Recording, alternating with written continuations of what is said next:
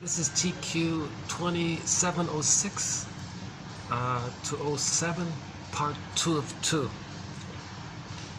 I just completed part 1. I had a tech issue here, so I'm just going to continue in to read today's quotes here. So part 1 is sort of a general overview of 1001 what moves to mind, some of the key concepts. A little bit incomplete there, but let's leave it at that. And let's jump into today's quotes from the author Jeanette Paris. She's like a charming writer, a friendly writer, kind of open and a little personal kind of thing. Use her own little metaphors and things. So this first one here, I think summarizes the issue of egocentricity, the mother complex, the grandiosity, and all this. Okay, a child's. Okay, so we don't use the phrase Oedipal complex, but the mother complex, we may use it. So one way to conceive of this idea is that in the beginning, the baby is one with the mother. If he doesn't get enough love to separate from her, he has a mother complex, so-called Oedipal complex. It's not literal the way it's understood in pop culture. It just means he didn't separate from the mother. So there's this marriage within, right? And the father's not around to help facilitate the leaving of the mother to the world of the, outside of the mother, right? That the father represents. Okay, so so she puts it this way: a child's victory over his rival for his mother's affection is dangerous.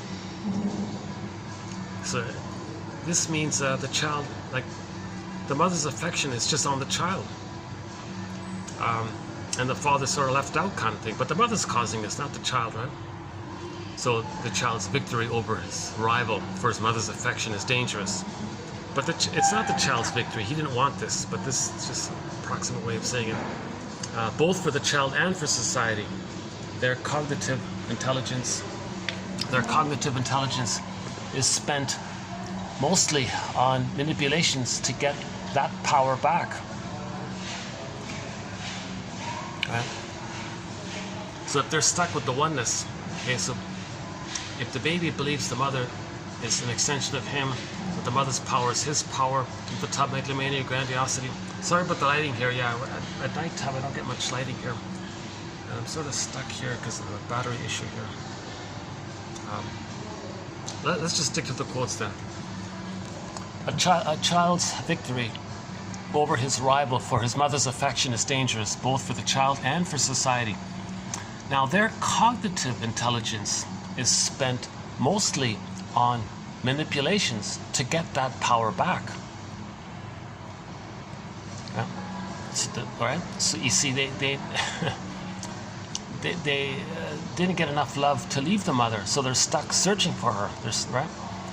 They are always trying to receive the maximum. They're always trying to receive the maximum and contribute the minimum. Yeah, so they're greedy, right? Never realizing that this is a game that sooner or later ends with the feeling of being a deposed potentate. Yeah, so he's this infantile God attitude. He's always searching for it, but sooner or later he's going to feel like he's a failed narcissist. They want the privileges of childhood, right? Security, support, innocence, angelic, irresponsibility. But also, they want those of the adulthood. Okay, money, sex, power, and nobody to tell them what to do. So the emotionality is in the infantile realm, but with their adult body, adult cognitive skills, they want those powers, but maintain the emotional infantile place. So their quest for money, power, status, prestige, and all this is going to be measured by the emotional yardstick, of the infantile yardstick of the oneness with the mother. Complete possession of the mother, that song, ruling the world song, right? The tragedy of the unweaned adult is that no amount of success or money will ever compensate for the first loss. Because a doubt remains as to the necessity of that loss. Yeah, why bother? They're too addicted to the search for glory. They're too addicted to the infantile megalomania, the narcissism. As the years go by and the fantasy of the restoration to the throne dims, the dominant feeling becomes the despair and the narcissistic rage that is characteristic of infantile adults. Those who love them feel sorrow for what might have been. Yeah, sorry for the lighting here, but that's a very good quote there. This first one here, 2606. She's sort of summarizing, I think she summarizes the whole issue of the mother complex. The baby is meant to get enough love from the mother to separate from her, but if he's not getting that love, he's stuck in that infantile place. So he's considered always searching for the power of the mother, thinking that how the baby thinks in the beginning that it's all about him, the mother's serving him, taking care of him, all the support, all the supplies of the mother are given to him. He doesn't have to give to the mother gives to him. So he's sort of searching for this infantile megalomania. Right? It's dangerous to himself, dangerous to society. Now his cognitive development. Gee, it's too bad about the lighting. See, I had an issue here. I thought my battery I had enough battery, but it just suddenly zipped out on me. So luckily the video is saved, so I have part 1, so this is part 2. So sorry about the visual here, but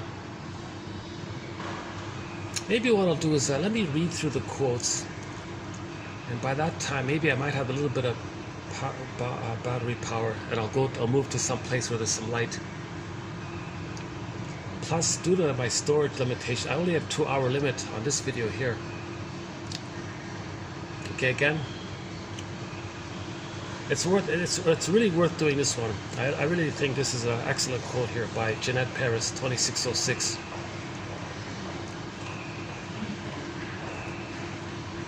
So it's not a victory, it's a fiery victory, but it's dangerous. It's dangerous for the child to always think that he's one with the mother, for himself and for society, because he's going to project the missing love, the missing good breast onto society and be greedy. That's why he's dangerous to society. He'll be always greedy. He'll never satiate. He doesn't have the psychic structure to have gratitude, so it never satiates.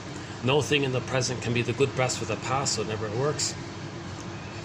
Now their cognitive intelligence is spent mostly on manipulations to get that power back. That's called the search for glory. The way Karen Horney, one of our mentors, describes it, like the Peer Gynt and the Don Juans and the Playboys, that kind of glory, right? They are always trying to receive the maximum, that's the greed, and contribute the minimum, never realizing that this is a game that sooner or later ends with the feeling of being a deposed potentate, like some little deposed god or king or something like that. They want the privileges of childhood. So that's the emotional realm, okay? The support, the innocence, the angelic irresponsibility. Look at that, eh? The angelic irresponsibility. The baby has an angelic irresponsibility, right? And those of the adulthood, okay? The power, the money, etc. And no one to tell them what to do. That's the infantile god thing. The high chair tyrant. The tragedy of the unweaned adult is that no amount of success or money or prestige or power will ever compensate for the first loss, because a doubt remains as to the necessity of that loss. They don't recognize anything else. They don't recognize the quote-unquote more human side of being human, of empathy, affection, tenderness, gratitude, being an elder. They don't recognize that emotional area of I'm okay, you're okay. They're still stuck playing infantile God all the time. The tragedy of the unweaned adult. They weren't able to wean because if the baby's loved, he can naturally wean. If he's not loved, he's sort of stuck in that unweaned place. As the years go by and the fantasy of the restoration to the throne dims, the dominant feeling becomes the despair and the narcissistic rage that is characteristic of infantile adults. So there's the curmudgeon in the nursing home. Okay, bitter, stingy, miserly, grumpy. Okay, so there's the infantile adults all the time, right? Those who love them feel sorrow for what might have been. So look, think about the Peer Gynt story. Usually the narcissistic types have certain skills and charms and all that. Oh, what might have been had they found their feelings. Okay, next one here. Half the time the narcissist is in love with himself, and for the other half, he loathes himself. But it is still all about him. He never gets the message. Look, buddy, there's nobody but you in this game. Okay, so this is the solipsism, right? The baby's one with the mother, he's stuck there. The mother's him. Okay. So he idealizes himself, the mother, or he feels the shame of not being loved by the mother. So he's still in that fusion with the mother. He doesn't get it. This is just your own solipsism. It's idealization, devaluation, everything or nothing, perfect or forget it. It's either or mentality. Today's unhappy souls suffer what may today's unhappy souls suffer from what one could call emotional hypothermia. Hell is now a frozen state of the psyche. It does not lend itself to song. No laments and no poignant lyrics.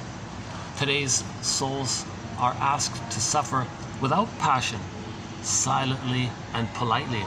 The pathos in their pathology is sedated, what I call emotional hypothermia. What I call emotional hypothermia, others call emotional deprivation, childhood neglect maybe, emotional neglect, lack of social stimulation, lack of mirroring, lack of recognition by the mother, low self-esteem as a result, absence of self-image or self-concepts, and what the poets call the blues, broken heart, loneliness, sadness, etc. So she was saying long ago, when people grieve, they'd be more expressive in their emotionality. Nowadays, it's sort of subdued or something. Okay, so this is a dialogue between the baby and the mother, an imaginary dialogue. The baby says to the mother, "Hey mother, what's the first trial? What do I got to do here, mother?" Mother says, "Well, you got to separate." So post 4 to 5 months, he's got to separate from her. He's got to begin the separation individuation process. That's the first sort of business for the child, right? To leave the union with the mother. The mother says, "Understand that I am less and less at your beck and call. As you grow, you'll have to abdicate the throne." Baby says, "I don't want to." Mother says, "Of course you don't. Your resistance is precisely the first step in your education. I'll be careful not to overwhelm you. I will administer the discomfort gradually. However, if you persist in your dependency, people around you will distance themselves from you. Either you detach, or you'll remain forever without an adult conscious ego, without a sense of self, without a rudder, without a compass, without identity." Baby says, "Well, what if I fail?" Well, mother says, "You will never feel truly alive. You'll never find meaning." So meaning is the expression of the real self. Okay, the aliveness is joy is frozen, sedated, right? Emotional hypothermia. So events will happen to you, good or bad. Your focus will be on protection of your narcissistic self-esteem, your egocentricity, and you will reduce all events to their concreteness. Useful or not, who cares? Either or. No conversations, only monologues. No relationships, only manipulative tricks. No give and take, only steal, hit, and run. We have many names for those who fail.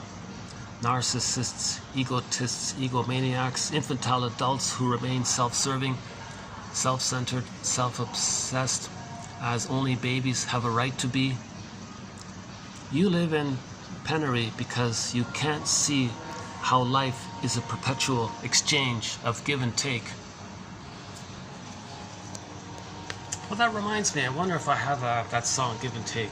Let's dig it up, by Gabrielle, the singer. I might have it here. Hold on a sec. Give me a minute here. Well, let's play Gabrielle's song called Give and Take. Because she, yeah. See, do we have it? Gabrielle. Oh, what a pity. I thought we might have had it.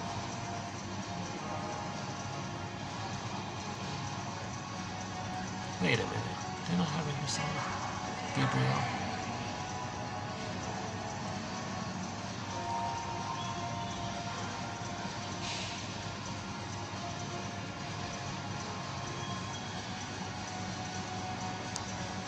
Hold on a sec. I think I have it here somewhere. I forgot about that song. So in that song, Give and Take by Gabrielle, the singer Gabrielle, she makes a point about this. She says, I'm tired of this narcissism of yours. Don't you realize relationships are about give and take? He doesn't get that. Let's see. Hold on a sec. I hope I can find it. Oh, what a pity.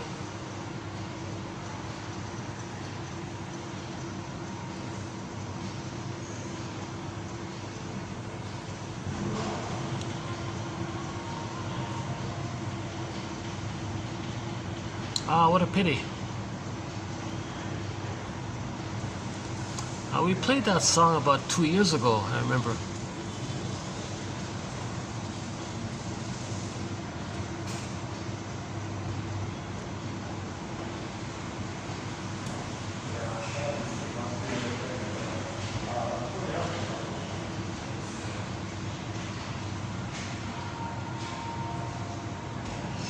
Give and take, eh?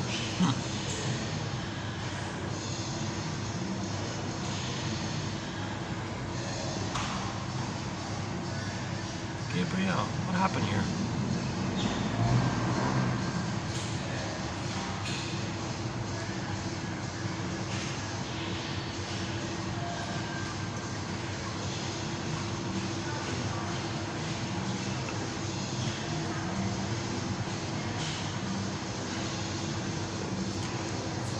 Sorry about that. Let's see if we can dig up. Let's see if we can dig up. If I can't find it, look up Give and Take by Gabrielle. No, we don't have it. Oh, son of a gun. Huh.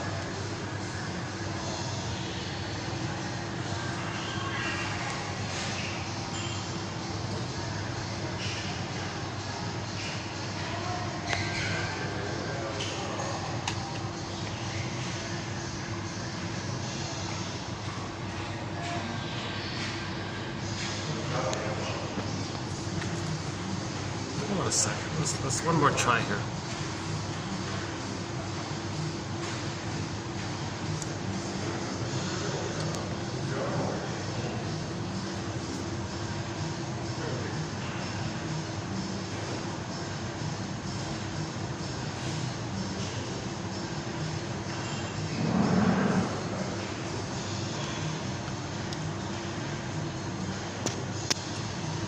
Oh, it's a great song, Give and Take. Yeah, what a great song. There's a live version of it that I like a lot, yeah.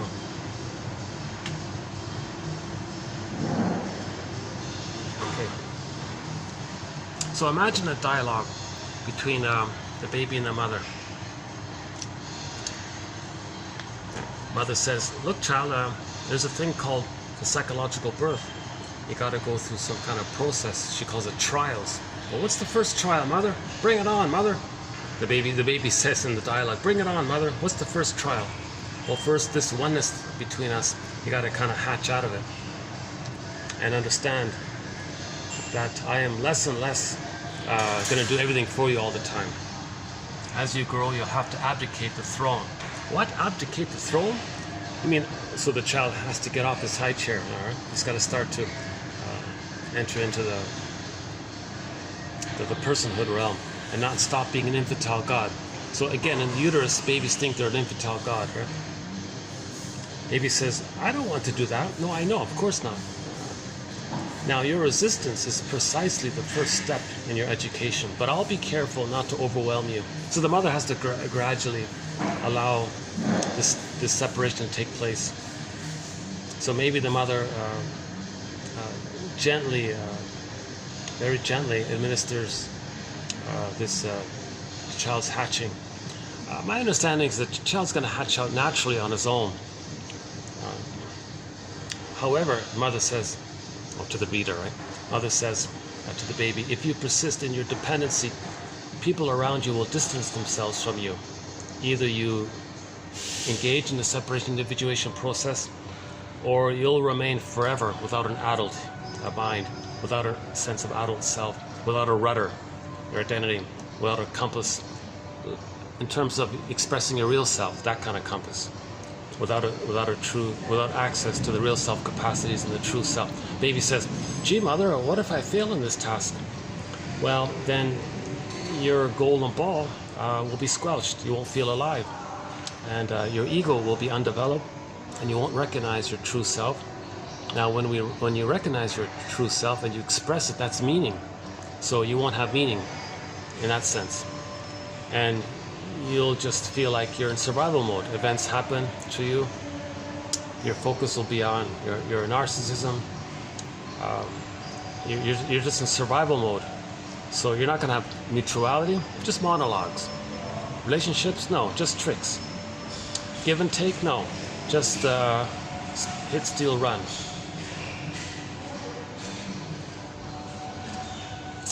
So that's like cynicism. Being greedy, being sarcastic, so maybe their sarcasm is like that. Maybe she means like you're sarcastic with others. You're one up, others are one down. That's maybe what she means. Not this mutual give and take that Gabriel sings about. Now, we have many names for those who fail.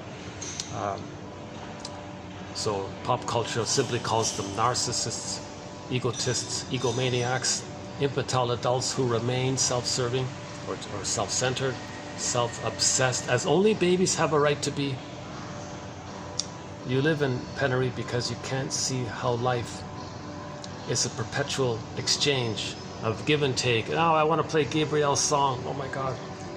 That fits perfectly with this point here, because she was talking in that song, she was talking about she was dating a narcissistic guy, and she was trying to help him to realize it's a give and take, mutuality. See me as a person. I see you as a person. Can you see me as a person? He couldn't see her as a person.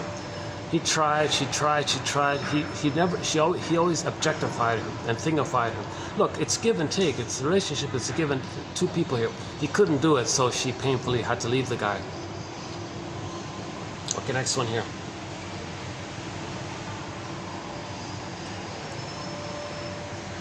Okay, this next one here is a self-help. I got too bad with the lighting. Let's see the battery here. Hold on a second. How's the battery by now?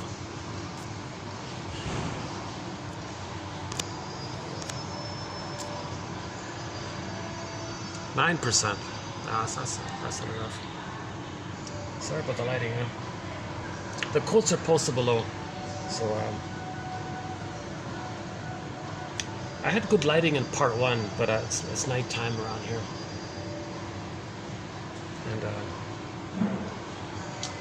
And actually, maybe a second thought. I wonder if I could. Oh, there's no plug. There's no outlet over there. Huh? Okay, that's okay. Let's do. Okay, this next one here is a self-help exercise. She says in your journal. Okay. Try to create a character that represents your wounded inner child of the past and how angry it is and how it co-opts the person. Okay. So so she gave the example of calling her angry, enraged, infantile, narcissistic, childlike self, the infantile god monster, a girl monster, sorry, the infantile girl monster. So in the dialogue between her and herself, is it you again, infantile girl monster with your whining voice? The child part says, I am your fear of being abandoned. The adult says, yeah, I know your tactic. You paralyze me with panic, making me think, feel, and act as if I were a poor, lonely orphan. So the child says, well, what's your plan then with me? The adult says, I'm adopting you. So that's called self-reparenting. We want to adopt, okay, take care of inner child of the past. So the inner child of the past that's wounded, he's enraged. He's an infantile, enraged character, right? And in your present life, he co-opts you, kind of thing. Makes you feel the way you felt back then. So you want to have some consciousness of this. So this is her self-help exercise. So you dialogue with your wounded inner child of the past. Give it a name. Okay, the whiny one, or the entitled one, or pouty one, or just find some kind of name. So here's the example here. Quote. So she felt overwhelmed by she was triggered by something. That's the child taking over the person, right? So to speak. Oh, is it you again, infantile girl monster with your whiny voice? So the inner child says, well, I am your fear of being abandoned. That's why I'm getting you to act like this. I'm taking over here. I'm afraid of being abandoned. Yeah, I know your tactic. I know you very well. You're the one who paralyzes me with panic, making me think, feel, and act as if I were some poor, helpless, lonely orphan. And the child says, well, so what's the status? What are you gonna do with me? Well, I'm adopting you. I'm gonna take care of you. I'm gonna adopt you. Really? You're gonna adopt me? That's right. You're no longer a lonely orphan. I'm gonna adopt you. I'm gonna be your parent. That's called self-reparenting. Okay, so for more clarification on this, it's in her book called The Wisdom of the Psyche by Jeanette Paris. Not a very good exercise. I think everyone, or I think many people might find it interesting. Okay, next one here. We cannot excuse ourselves from responsibility by blaming the unconscious. Yeah, so we're responsible for our unconscious, in other words. Next one. So know thyself, know the conscious self, know the unconscious self. The totality of the self includes the conscious self and the unconscious self. And the conscious ego knows the true self within the totality, but we need the conscious ego. But to get the conscious ego, we need an ego that recognizes the totality of the self. The most important values for our psychic survival don't ask for the certitudes of belief. Instead, it asks for an acceleration of consciousness. So we're not looking for rigid beliefs, we're looking for increased consciousness. So the healing journey is about raising consciousness. We want increased consciousness. Not looking for some kind of set, fixed, rigid, stubborn belief, right? An analysis is indeed a long conversation about love. It starts with love of ourselves, which is essential to the love of others. So heal yourself, then you can love others, right? Let's go to page 2 here. Okay, symptoms. The symbolic language of the suffering soul.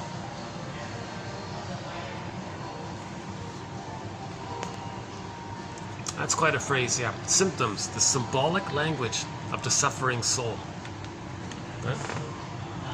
So symptoms are signs or signals. They conceal the inner conflict, reveal it. The symptom reveals, shows that it exists, but it hides it. It's a symbolic communication of the suffering soul, the inner conflict. Okay, the inner conflict. Baby had needs and feelings, mother rejected it. Goes into the body bears the burden. So the emotionality turns into a physical issue, usually. So the symbol is how water converts to ice. Okay, so the emotionality, rejected, the body bears the burden. Every body tells a story. Okay, the body keeps the score. The body remembers. That's the symptom. John E. Sarno emphasizes this point, that physical symptoms like back pain and all this trace back to the anger at the mother, and the back. It's held in the back somehow. Symptoms, the symbolic language of the suffering soul. Sometimes Sarno's big thesis is that when we have a physical symptom, the ultimate purpose of it, the ultimate purpose of physical symptoms is simply to distract us from the emotional pain. Okay? So if you have an emotional pain of some kind, and then you get some kind of physical issue, whatever it is, fill in the blank, any physical issue, and you focus on the symptom, it distracts you from the emotional issue.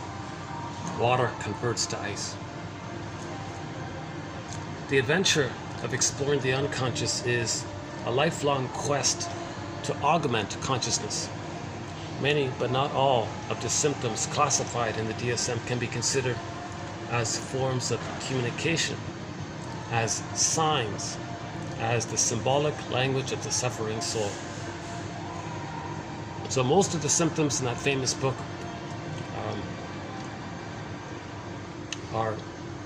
is symbolic language of the suffering soul. Going through, so what are the symptoms? Might be this one: going through life like a hurried tourist, visiting the Louvre on roller skates to get it over with. As one stops racing forward, one sees that slowing down in pleasure makes it absolutely possible to renew one's sensitivity. So that's one of the manic defenses. Can't enjoy feelings, so keep busy, right? So in TQ 2599, Route 66, the woman had a loss. She was in grief. She hopped on a moped and was buzzing down the highway, and she had the fantasy that behind her was grief following up. So she didn't want her grief to catch up with her, so she went faster and faster. Okay, then she went to the Louvre and then put on roller skates because she didn't want grief to catch up with her. Okay, last one here, from the Odyssey, in reference to the Odyssey. My mother is sometimes silica, sometimes Charybdis. Is that right? Scylla, sorry. So the whirlpool and the rock one, right? The whirlpool and the rocks, the cliffs or whatever. My mother is sometimes like the whirlpool, Scylla, and sometimes Charybdis. Now, I can imaginatively see the danger I experience each time I interact with her. Having the image of these two mythological monsters changed my attitude. I know that I'm afraid of either being crushed or being sucked in, right? So she's talking to her mother. Either she's going to be sucked into this negative fight with the mother, and the mother controls her and replays the pain, or she's going to be kind of like hurt in a hardened way, like punished or sucked into her drama. So this is called the electric complex, the daughter's over-fusional attachment with the mother, where the mother wants the daughter to be a good mother for her, and the daughter wants to get out of this. So the daughter sees her mother as either engulfing her, that's the sucking in one, the swirling one, or the mother punishes her in some other way. Of course, I always know I had a mother complex, but somehow the abstraction of, quote, mother complex didn't bring home the actual scene played in my mind. By contrast, imagining myself in the presence of these two monsters suggested a mode of action. Yeah, so she had a practical image in her mind of how to deal with the mother. So Odyssey, the Odysseus kind of avoided, he navigated in between the two. He didn't want to get sucked in with the mother's drama. Okay, mother's guilt, using guilt to control the daughter and all this. And she didn't want to be like punished by her or something. So the Odysseus had to navigate in between the either or of the mother, right? The claustrophobic one or the agoraphobia one, they got to navigate in between it. So she was trying to be like Odysseus, navigate in between Scylla and the Charybdis. Is that right? So you think about that. If your mother's manipulative, right? you can sense that. Okay, there's a whirlpool coming. There's a whirlpool that she wants to suck you in, or she'll like be aggressive and attack you or something, right? Or give you the cold stone response or something. So how does the person navigate and not get sucked into either one? So she's saying that a client found this helpful, this idea of understanding the mother complex. So the point was, it's an abstract, general. So what do you mean mother complex? What does that mean? Well, when you're talking to your mother, you're either going to be swirled into the drama and the guilt and the pain and the swirl of the pain, and she's blaming you and you're angry and she gaslights you and thinks it's your fault and criticizes you, and she sees her mother onto you and blames you, thinking you're her mother. And whoa, what a swirl pool. Or you don't participate in the swirl pool, then she attacks you and blames you or punishes you or something. Well, how does a daughter navigate this issue, right? Because she has the mother complex. The daughter's over-attachment to the mother is called the electric complex. She can also have the mother complex. Not only sons have the mother complex, the daughter can have a mother complex. Usually when the daughter has a mother complex, she transfers that to the father, and they call that a father complex, but it actually just code or transfers. It's displaced. Fathers don't cause that kind of primal problem. Only mothers can cause that in the nursing period.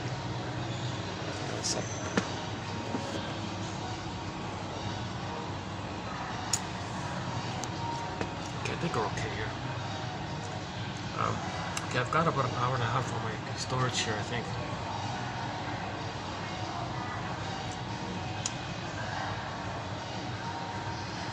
I'm being a little stubborn here. Let me try one more time to look for that song, Give and Take. I'm pretty sure I thought I had it.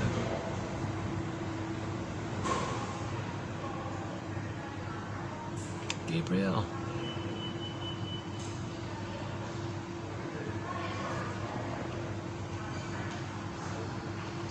Wow, I really did lose it, eh?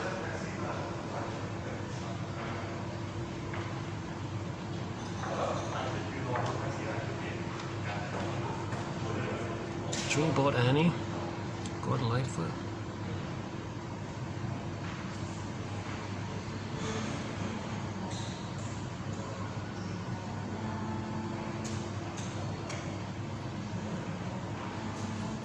That's the laptop.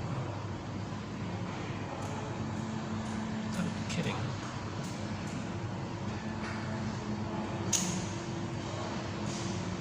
Gabriel, huh.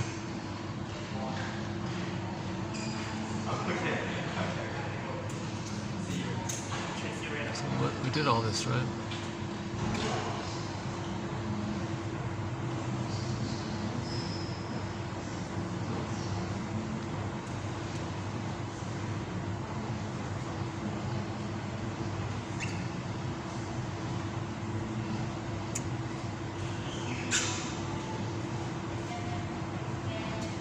Give and take.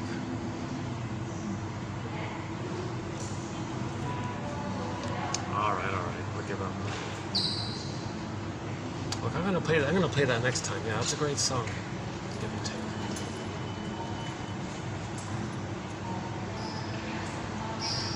Let me see if I can move this over to where this light, just to finish this up.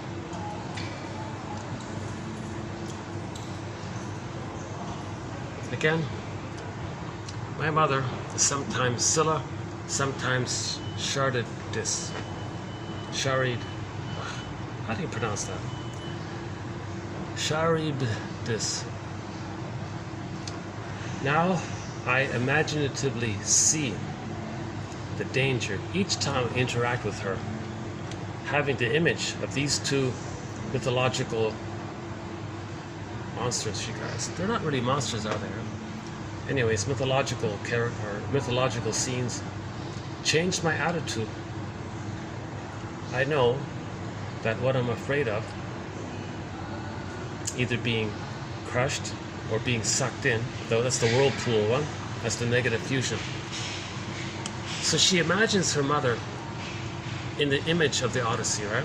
The whirlpool in the hard place one, and navigates it the way Odysseus navigated it. Of course, I always knew I had a mother complex, but somehow the abstraction of mother complex didn't bring home the actual scene played in my mind. By contrast, imagining myself in the presence of these two mythological scenes suggested a mode of action. Okay, that's one there. So we talked about symptoms, the symbolic language of the suffering soul. I like that one. I like that phrase.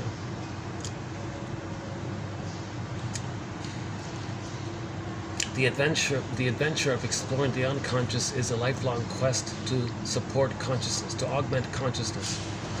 Many, but not all, of the symptoms classified in the so-called DSM book, whatever, can be considered as forms of communication. So these diagnostic books, most of them may be considered as forms of communications, as signs, as the symbolic language of the suffering soul. So that DSM book is a symbolic language of the suffering soul. So what might be hypomania? Going through life like a hurried tourist. Oh yeah, we have a song called Constant Tourist, a little bit different idea there, but going through life like a hurried tourist, visiting the Louvre on roller skates to get it over with. As one stops racing forward, one sees that slowing down in pleasure makes it. One sees that slowing down. So isn't there a famous quote by Gandhi or something? There's more to life than increasing its speed, right? Slowing down in pleasure makes it absolutely possible to renew one's sensitivity. Slow down when the feelings come up. If you're going too fast, you're running away from your feelings. Like that woman in the Route 66 quote, $25.99. Go to 20. I highly recommend $25.99, the third one in that list. I think it's the third one. About the albatross, that one there.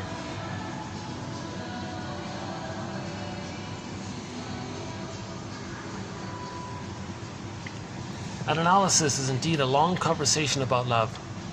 It starts with love of ourselves, which is essential to loving life and others. The most important values for our psychic survival don't ask for certitudes of belief. Instead, it asks for an acceleration of consciousness. So 1001 Windmills of the Mind, I believe, offers an acceleration of consciousness. Yeah. Okay, the self-help exercise. So when you're triggered, you think about it as the wounded inner child reliving in the present the past. So now you want to be conscious of the past. So you dialogue with yourself. Is it you again, infantile girl monster with your whining voice? Well, I'm your fear of being abandoned. That's why I'm doing this. Yes, I'm familiar with your tactics. You stun me with your panic, and then you make me think and feel as if I were you, this poor, lonely, orphaned, abandoned, unloved child. Well, now what? Well, you know what I'm going to do? I'm going to adopt you, because you're me. Well, thank you. Give and take. Okay.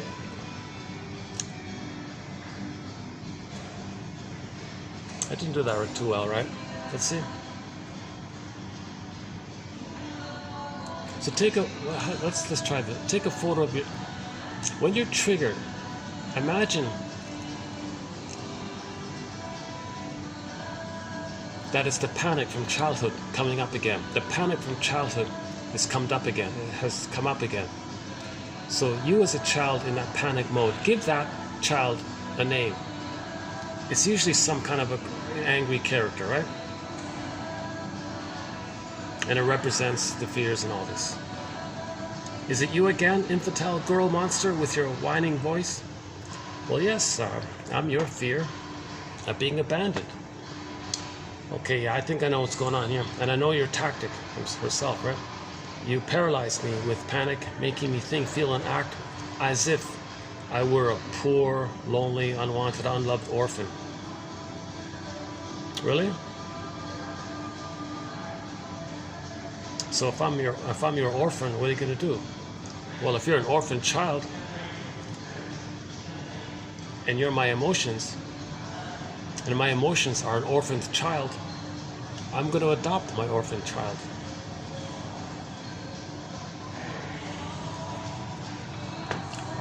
Okay, and the first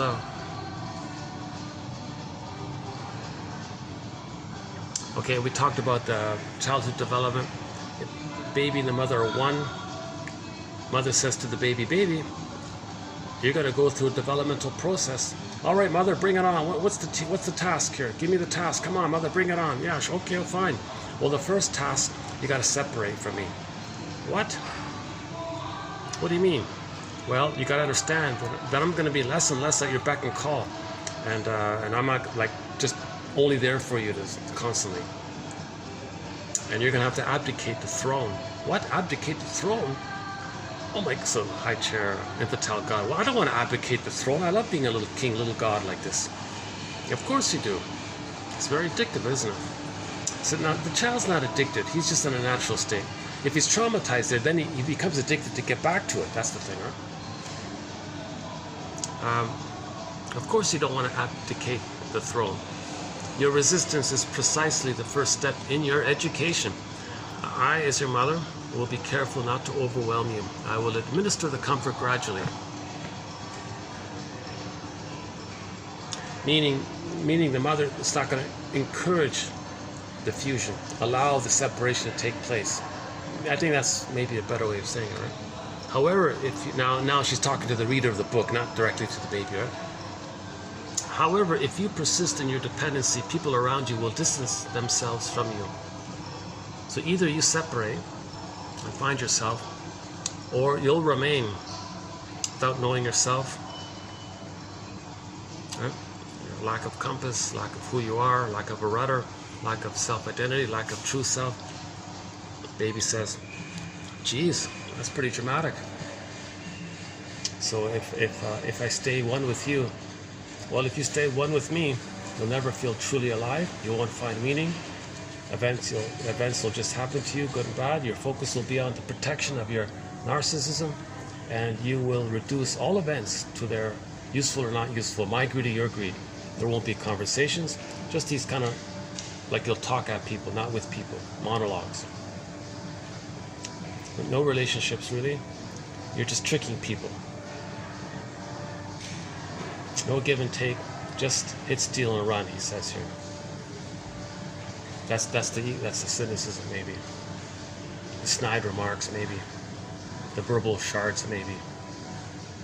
Because he's angry. He's angry at not getting love to know himself. He's always angry. That's the monologue thing. We have many names for those who fail to achieve a psychological birth. Egotists, egomaniacs, narcissists, infantile adults who remain self-serving, self-centered, self-obsessed, as only babies have a right to be. You live in a penury because you can't see life is a perpetual exchange of give and take. There's Gabriel. Oh, that's a perfect musical entry into that. Give and take right there. Yeah. Oh my God, that's a perfect musical line in right there. Give and take by Gabriel. That one there. Today's unhappy souls suffer from what one would call emotional hyperthermia. She was saying back long ago, people described the soul in a more fiery way, like a more passionate record. Now it's all frozen up. So she thinks the image of trauma is more about freezing, but long ago it was more about the hell scenery, the shame and the rage feeling. So today, nowadays, in modern man, hell is this frozen place, frozen psyche. It doesn't lend itself to song. Now, if we feel frozen inside, what kind of songs do we have for that? What kind of lyrics do we have for that? See, it's hard to kind of make it visible, this invisible thing, right? Today's souls are asked to suffer without passion. People are suffering in quiet, their grief, they're suffering in silence. So we're suffering politely, silently. The pathos in their pathology is sedated. So emotional eating, for example, eating cookies all the time. What I call emotional hypothermia, others call emotional deprivation. Childhood neglect, emotional neglect. Yeah, one self-help author has this phrase, childhood emotional neglect. Lack of social stimulation, lack of mirroring, being seen by the mother, lack of mother's reverie, lack of mother's attunement. A result, therefore, feeling either lonely, broken-hearted, the blues, sad, etc. And then the narcissism one. Half the time the narcissist is in love with himself, and the other half he loathes himself. So there's the idealization, the idealized self, the shame self. He goes to these extremes. Either he's a little god or he feels totally despised or something, self-despisement. But either way, it's still all about him. He never gets the message. Look, buddy, there's nobody but you in this solipsism, this hall of mirrors, solipsism. And we began with 2606. I believe a very good summary of the mother complex. This one here. So they used to use this phrase, the Oedipal winner. It's not a winner. It's a painful winner. It's not a true winner.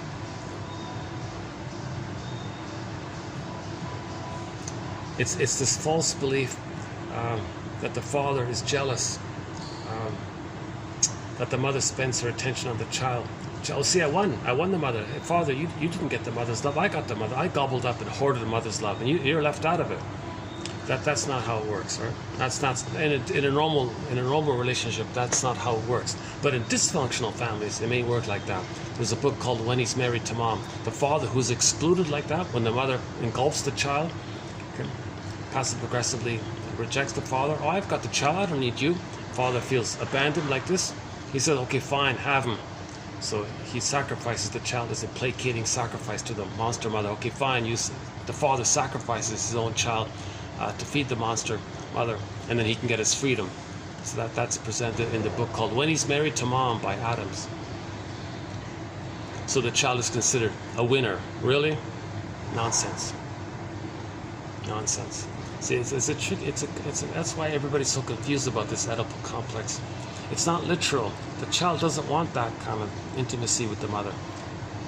The mother may want that intimacy with the child. Some others parentify the child.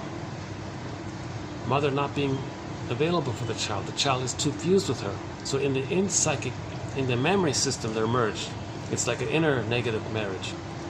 But it's not an outer marriage. It's not true on the outside. Myths and fairy tales are true on the inside. Myths and fairy tales are metaphors for inner dynamics. Right? So it's nothing to do with outer issues. So in the inner mind issue, the child is still fused with the mother. That means the mother married the child.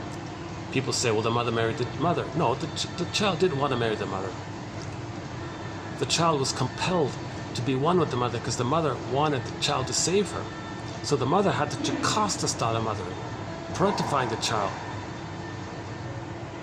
That means the child didn't get love. He's forced to be in a negative union with the mother to try to save her. So he didn't win anything. The child's victory over his rival for the mother's affection is dangerous. This issue is dangerous. It's mother complex. Now the child in this situation is going to use his IQ and all this, use his PhDs in the service of tricking people, tricking society, to get back that oneness with the mother. He didn't need the mother. He's trying to get back that glory, that being on the throne, owning the mother, possessing the mother, being the mother now. So he's actually become the aggressive mother. So he's going to replay. In part one, we talked about he's going to shame others to replay how the mother had shamed him. So he's going to use his PhDs to shame others. He'll use his advanced PhDs just as a way to shame others, to replay how the mother shamed him. That's him being on the throne with the mother, but he's he's pained by the mother. He identifies with her. That means he didn't properly get the throne. He's chasing for the throne. They are always trying to receive, so in this state, in the narcissistic place, they are always trying to receive the maximum and contribute the minimum, never realizing that this racket is sooner or later ends up with the feeling of being a deposed potentate. They want the privileges of the child place. Okay, angelic irresponsibility. Look at that, eh? That's a good one. Angelic irresponsibility. Always is innocent, right? But they're so guilty. But they're so hurtful. But they see, they act like the aggressor, feel like the innocent, wounded child. I'm angelically irresponsible, but they're the aggressor, right? So they want that benefit, and they want to get the money and the power of the adult and the PhDs. So they want they want to use all of the adult power, the PhDs, the prestige, the money, and all this in service of the infantile place of treating others the way they were treated by the mother.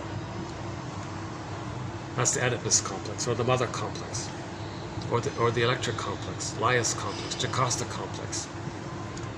The tragedy of the unweaned adult is that no amount of success or prestige or money, etc., will ever compensate for the first loss, because a doubt remains as to the necessity of that loss. Yeah, why bother? Why bother growing up? They give up on the emotional growing up. They don't want to become an emotional adult. They're fine playing infantile God endlessly, being greedy and selfish. They're fine with that. It's easy, it's exciting. They're addicted to it. They're addicted to hate. They're addicted to greed. Okay, part of this addiction is when the baby's so traumatized by the mother, he gets lots of endorphins to numb over that pain. Emily Dickinson, there's a pain so utter, it swallows substance up, and then one goes in a swoon.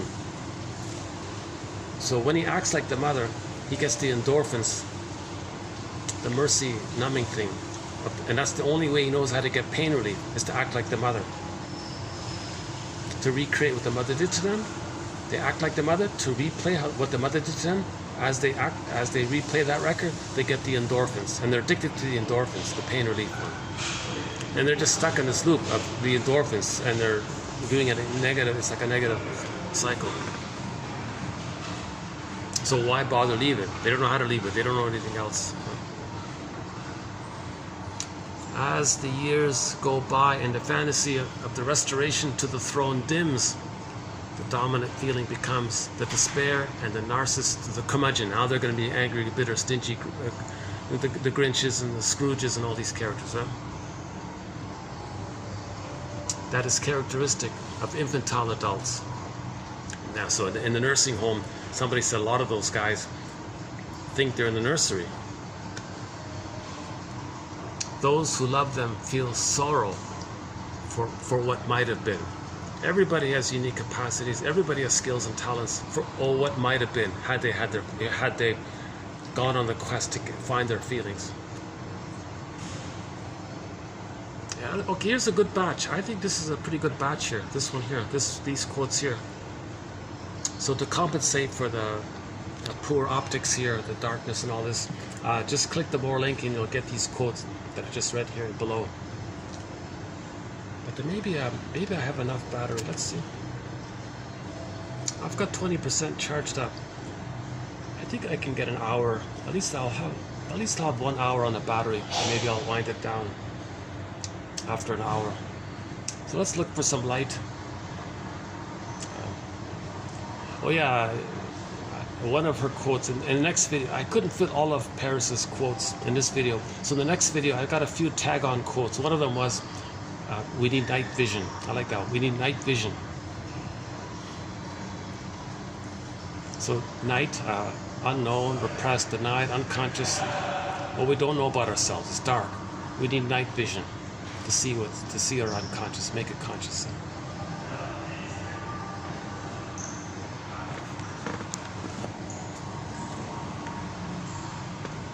Well, if I can't play Gabrielle, is there anything else I can play that's similar to it? I don't chase wild horses anymore. Actually, it's kind of quieter. Maybe. Yeah. Okay. Let's skip the song here. Let me find some light, and we'll wrap it up. Some concluding thoughts.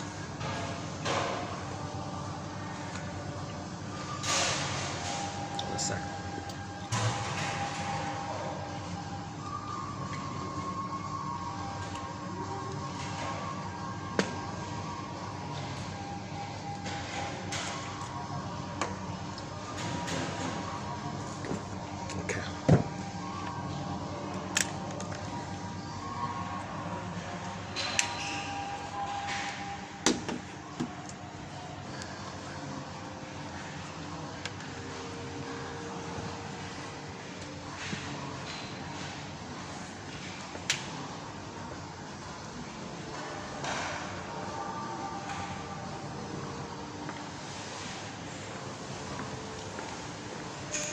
Yeah, what about right here?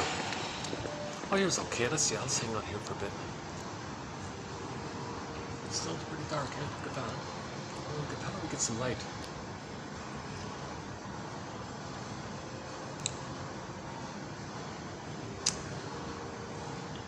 Let's see if there's some let's see if any of the captain chairs, the Star Trek captain chairs, are available.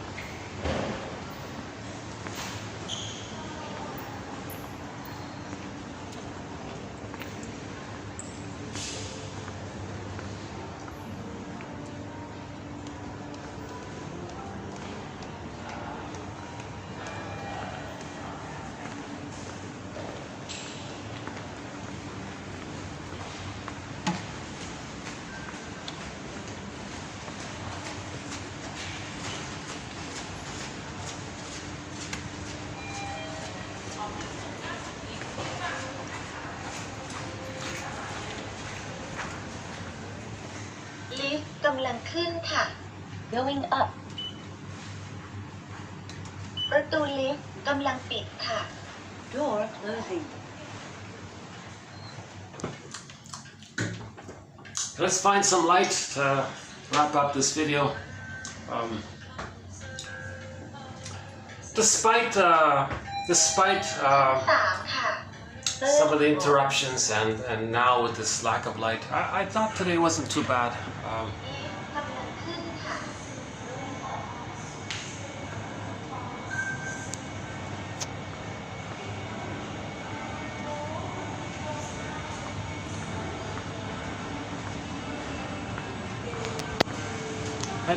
I tried to cram in as much as I could in part 1. So if you go to part 1, you'll learn about the stingers and the clingers, about the record, repetition, compulsion, and oh yeah, one thing we didn't talk about with the stingers and the clingers is that if the stinger and the clinger get married, see what down here.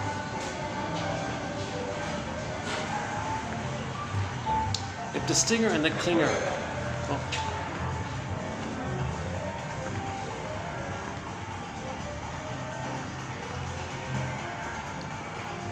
okay, let's try this a bit.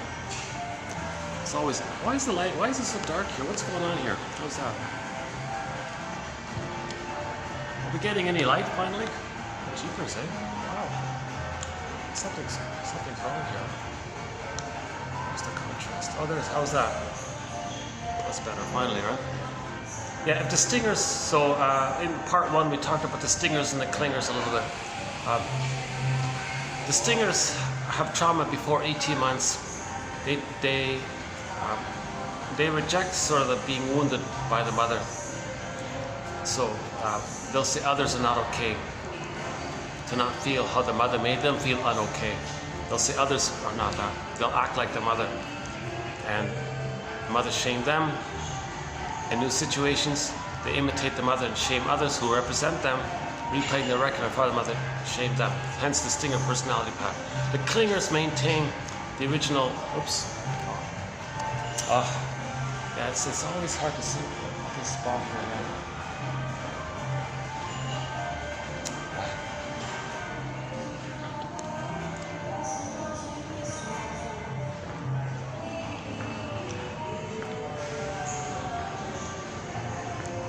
Let's try here. It's a nice hotel. It's funny. There's a lot of space, but it's hard to get like a spot where you can just not have like traffic or people interrupting. We'll get some people passing by here.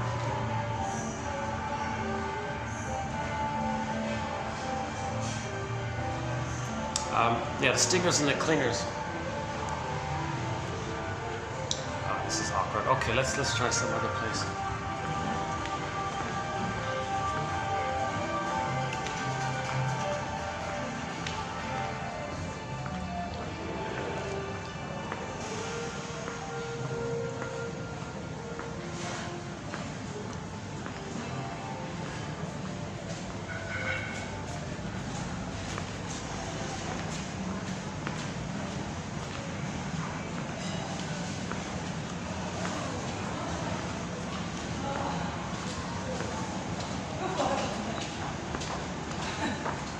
Geez,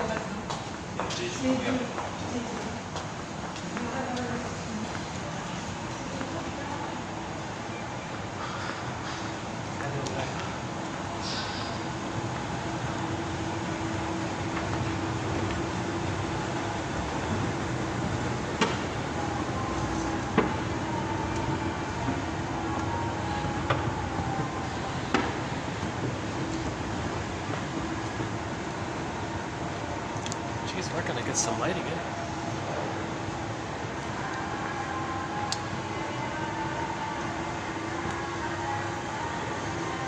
What about right here? What about here? Do we get enough lighting here? More or less.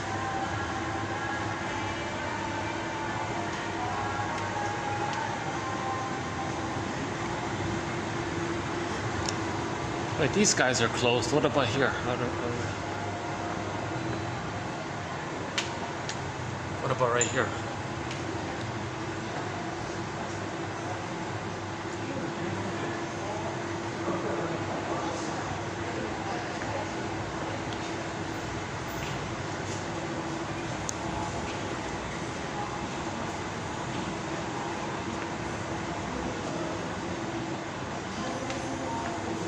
What about here? Okay, let's try. Okay. Here's okay. Let's try. Okay, here's the best spot, I think. Okay, let's try here for a bit. If the stingers and the clingers get married, that's a very painful collusion, and the stingers are thrilled to have a clinger because the clinger says, "I'm not okay. You're okay." Stinger says, "Of course, I'm okay. You're not okay." Okay. So both of them see the present through the spectacles, the temporal spatial spectacles, the lens. The stingers, their lens is, well, I'm grandiose, I'm on the throne and all this, and mother shame me, you'll play me, I'll play the mother, I'll replay the record of mother shaming me, so I need you to play me, so I'll shame you to replay how the mother shamed me. That's my loyalty to the mother, because my mother shamed me, I'm one with her. So they're married to mom. Again, this issue, the first quote, 2706, just read earlier. Right? So that's the throne. They want to be on the throne all the time. So they need someone to play their humanness. Okay? So the clinger can do that for them. On their record, in part one we talked about the record. On the record it says mother shamed them. In the present they play that record. But when they play that record of mother shaming them, they play the role of the shaming mother who shames them. So now they're going to be the shaming mother who shames themselves, but that's too painful. So to deny it, they're going to relive it, but deny it, they'll transfer them onto the non-threatening substitute, safe clinger, pleaser one, shame them to not feel how mother shamed them when they play the shaming mother. So the stingers have the mindset, well, their defectiveness, others can play that. It's them. They'll take refuge in the old grandiose part self, that they were a little god in the uterus, that throne one again. So their mindset is, well, I'm okay. It's not a real okay. It's like a false illusionary. Narcissism is named after that little white flower. That little white flower gives people illusions, they said. So he's in that area. His humanness he rejects. The clinger can play his humanness, and he'll be the shaming mother, be loyal to the shaming mother because he's become her. So to replay the record, he needs somebody to shame. The clinger says, oh, you can shame me because I'm not okay and you're okay. Stinger says, fine, that's great, fine by me. You're a fool, who cares? I don't care, they don't care. It's a very utilitarian, greedy, selfish attitude. They're just married to mom, so to speak. So the clingers say, well, that makes sense. You reject me and don't love me because I'm not okay and you're okay. So the clingers are still in the childlike original place of all babies thinking, I'm not okay, you're okay. The stingers have given up on it. It's too painful. They reversed it and identified with the aggressor. So they've given up on the human emotional development realm. You see? So the stingers have mainly hate, greed, envy, spite, vindictiveness, shadow for the contempt and fiery victory, and a few other points. So they reject the humanness and all this. So the clingers can play their lost humanness and they'll hate it. Yeah? The way it was hated in them by the mother. They become the hating mother on the record. The clingers go along with this. Well, that makes sense because I'm not okay, you're okay. The clingers do a thing called sweet lemons. Oh no, the stinger is not sour and bitter and all that. They're sweet because the clingers have a lens that says I'm not okay, you're okay. Stingers have a lens, well, I'm okay, you're not okay. So there's a very painful collusion taking place. Now the clingers are actually hoping to save the stinger, help the stinger get on the human track, and they can grow together to I'm okay, you're okay. Stingers are not interested in this. They're not interested in this. And the clingers can't do it anyways, but the clingers are going to try. So the clingers are going to try to save them, please them, take care of them, do what they, and so on. So they're self-sacrificing and all this. Stingers say, well, of course. Stingers have the attitude, well, you should be grateful that I'm giving you a chance to be stung by me. So that's how arrogant they are, right? The way a mother said to them as a baby, well, be grateful that I'm your mother, I gave you life and all this. So you should be great, you should be thanking me. So they have this kind of arrogant kind of attitude. See, some mothers have a thing called power corruption. Some mothers take their power and they exploit it to, not on purpose. What they're trying to do is some mothers are trying to meet their unconscious needs using the child.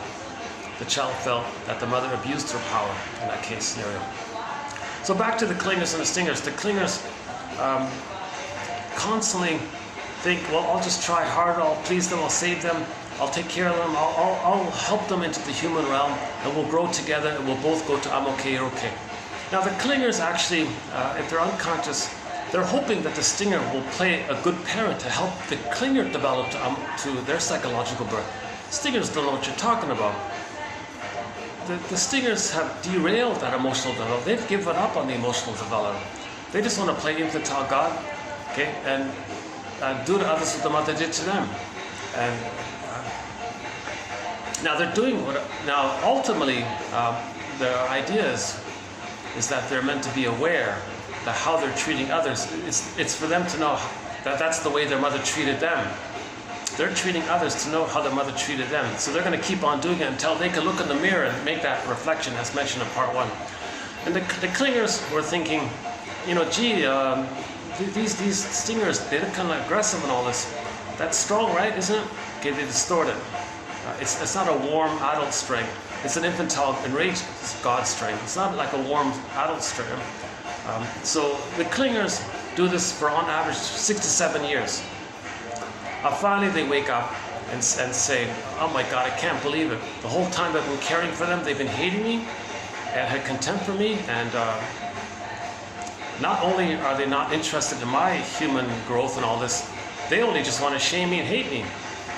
The clingers are just shocked by this. They want to vomit, they gotta take a shower or go to a waterfall, they gotta cleanse somehow. They're just so repulsed at how the whole time they've been caring their best. It's imperfect, but they've been trying. And it was never any gratitude or give back, no give and take, right? So the stingers treat everybody as symbolic breasts, to like the orange. They take the orange from the orange juice from the orange and throw away the rind. They just treat people as symbolic breasts, use it up and throw it away. The clingers don't get that. It takes them 6 to 7 years for the clingers to wake up and realize that the pain of graduating to their psychological birth is less than the pain of staying with the false belief that the stinger is going to help them resume development and be partners together. So the stingers finally leave the painful relationship, and then they write a self-help book entitled Codependent No More. Maybe they'll sing April Wine's song called Won't Walk Down That Road No More, or Gloria Gaynor's song, I Will Survive. Those kinds of, all these survivor types of songs. And they'll go on all kinds of rants about the narcissistic type. Because you got to process that. Like, see, clingers sort of graduated out of that already, but they're stuck between 18 months and 36 months. The stingers are stuck before 18 months. So the clingers don't really remember this area, right? Because the clingers got their grandiosity needs met. They're just stuck in the now Voyager phase, as discussed in part 1. The stingers are stuck in the world's my oyster phase.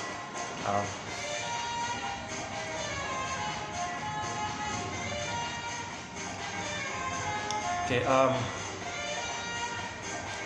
Now, if two Now, if the clinger finally leaves, the stinger says, well, they need them anyways. They were a fool. They deserved it. In fact, they should be thanking me.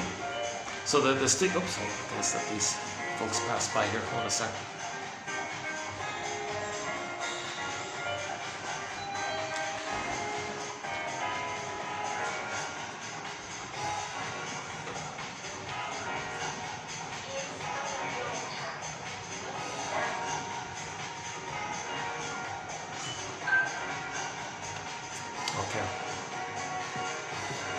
Oh, I gotta remember this. Tuesdays are the one days that's best for me to come here because these guys are closed on Tuesdays. Okay, irrelevant detail. Sorry about that. Yeah.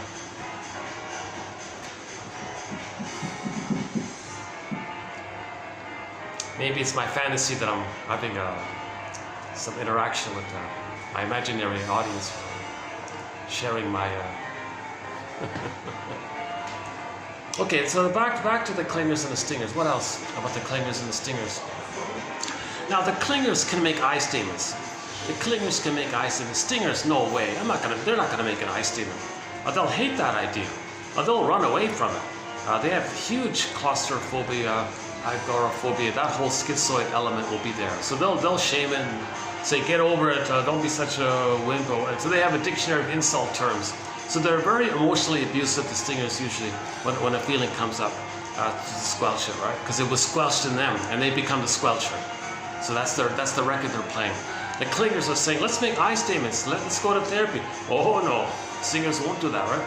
So finally the clinger leaves. Stinger says, oh, didn't need you anyways. Aren't you going to thank me? Okay. So the stingers cannot admit loss. They don't have the psychic structure to admit loss. So as defense against complicated grief, they'll deny that they needed them. They'll deny any kind of importance to them. They'll deny all that. Didn't need you anyway, sour grapes. That's their mechanism to not face loss, because they don't have sadness at the console, because they don't have a floor. They don't have a sense of self, a floor for sadness to stand on. So sadness cannot be present, because for sadness to be present in a psychic structure, there needs to be a thing called differentiation, where the child's separated from the mother. But the stingers didn't get enough love for that to take place. Hence, they can't accept sadness. They gotta hate the feeling realm. Because to accept feelings, you're gonna feel that pain so utter, that so-called basic fault or psychotic pocket area. There's a pain so utter, they can't feel that pain so utter.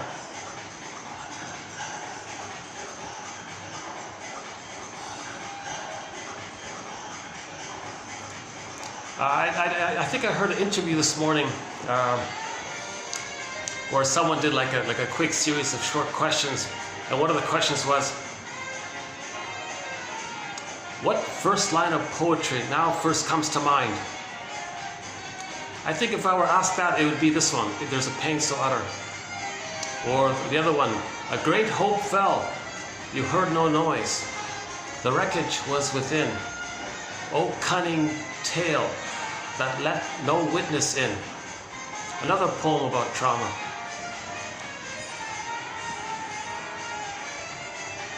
No witness, so that's the frazzled scarecrow character. Okay, when the child is traumatized, loss of the feelings, that's the Tin Man area.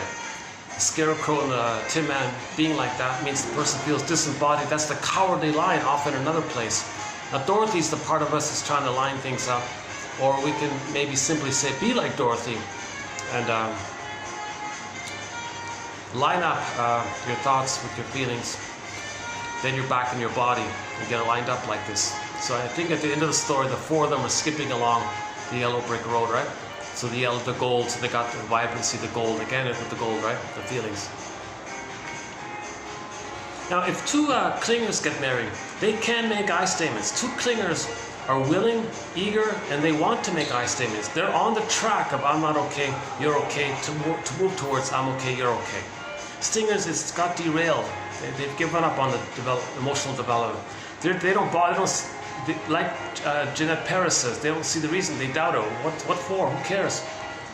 They'll sing all these songs about short life. I think they misunderstand that song. We're here for a good time, not a long time. These kinds of things. They misperceive that, they're using it in a narcissistic way. Don't need to grow up. And maybe another obnoxious song that they might sing is "I'll be 18 forever." There's some kind of song like that. I'm not going to grow up. Why grow up? I'll be a teenager forever. Something like that, right?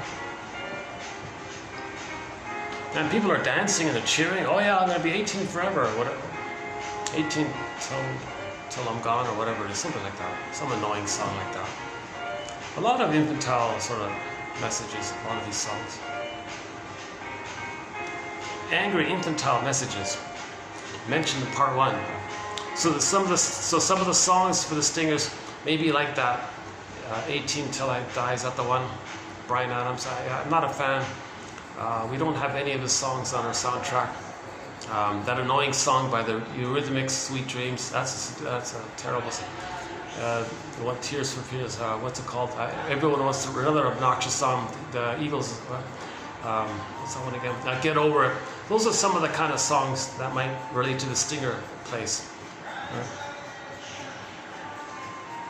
Now, if two clingers get married, they can make I statements together. If they're conscious of their situation, they can grow together.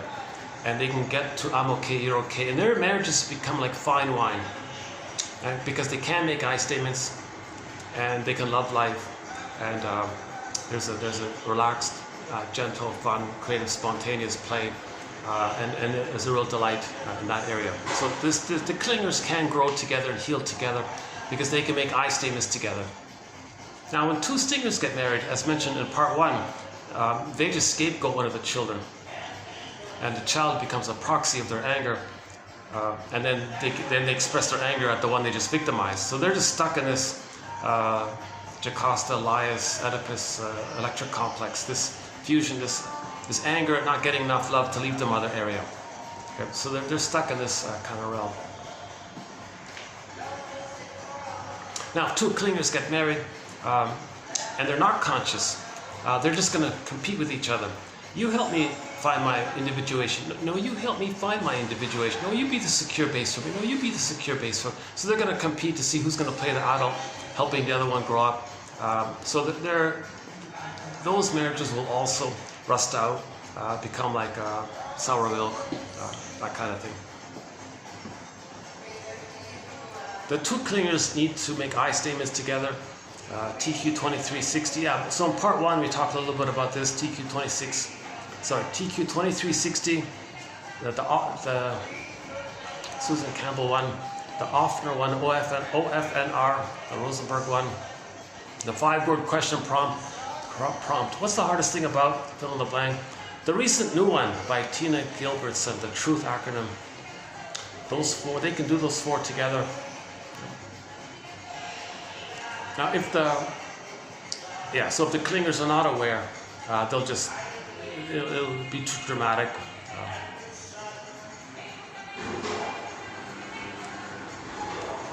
Now, part of the healing journey is what's called getting the key out from under mother's pillow. So for both the stingers and the clingers, part of the healing journey, okay, forgive your parents, heal yourself, okay, resolve the splitting, okay, forgiveness, recognition, empathy, reparation of the self, differentiating, getting sadness on the console to go through. A part of this healing journey is to get the key out from under mother's pillow. Okay, so in the Iron John story that Robert Bly likes to tell, there's a key scene in there where the protagonist, where a person lost their golden ball. Anybody who lost their golden ball, we're all looking for the golden ball, our feelings. We live to the extent that we feel. The trauma, we lose the feelings, so we're looking for our feelings. Krista Wilson says that's the whole issue. We're trying to get back our feelings. The whole journey of life is to get back our feelings. We lose it by 5, we're trying to get it back, basically. So in the story, the protagonist has a glimpse in the distance of his feelings. He's got some sense, oh, I think I can feel. The golden ball is in the distance. It's in the unconscious, in the forest. So some kind of sense that our feelings, our potential, our aliveness can be there. But the golden ball's locked in a cage. So how does the person get the golden ball back, the feelings? They need the key. The key is under mother's pillow.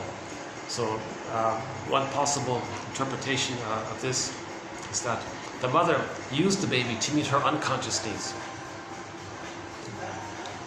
When a mother uses the baby to meet her unconscious needs, the child's golden ball gets locked in a cage, and the key is under mother's pillow. So under mother's pillow, it's dark, you don't see it. That means it's her unconscious, and the key is there. So this takes 4 parts. Hold a second. Okay, this takes 4 parts. Now in part 1, we talked about the record. In trauma, we create a record, and in every new situation, we replay that record, the cry for love. Everything's love or a cry for love. Okay?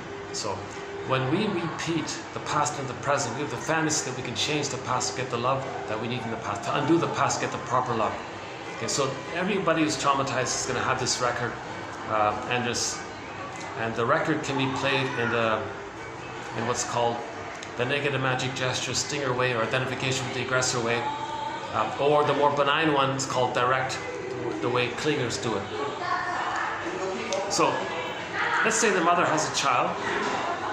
That's a new situation. Let's preface this with Edmund Berger's quote. Every neurotic is a music enthusiast. Every neurotic is a music enthusiast, but he only has one record. He carries this one record with him everywhere he goes. In every new situation, with never-ending fiery ardor, he spins off that record. Okay. So let's say the mother has a baby. That's a new situation. How's the time here? Oh, I've only got half an hour. Huh? Let's see the battery. Should be just okay.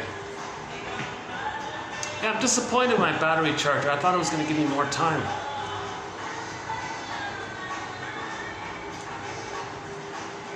Yeah, I thought I was going to get... It only gave me 4 hours, the part 1 time. Okay, never mind.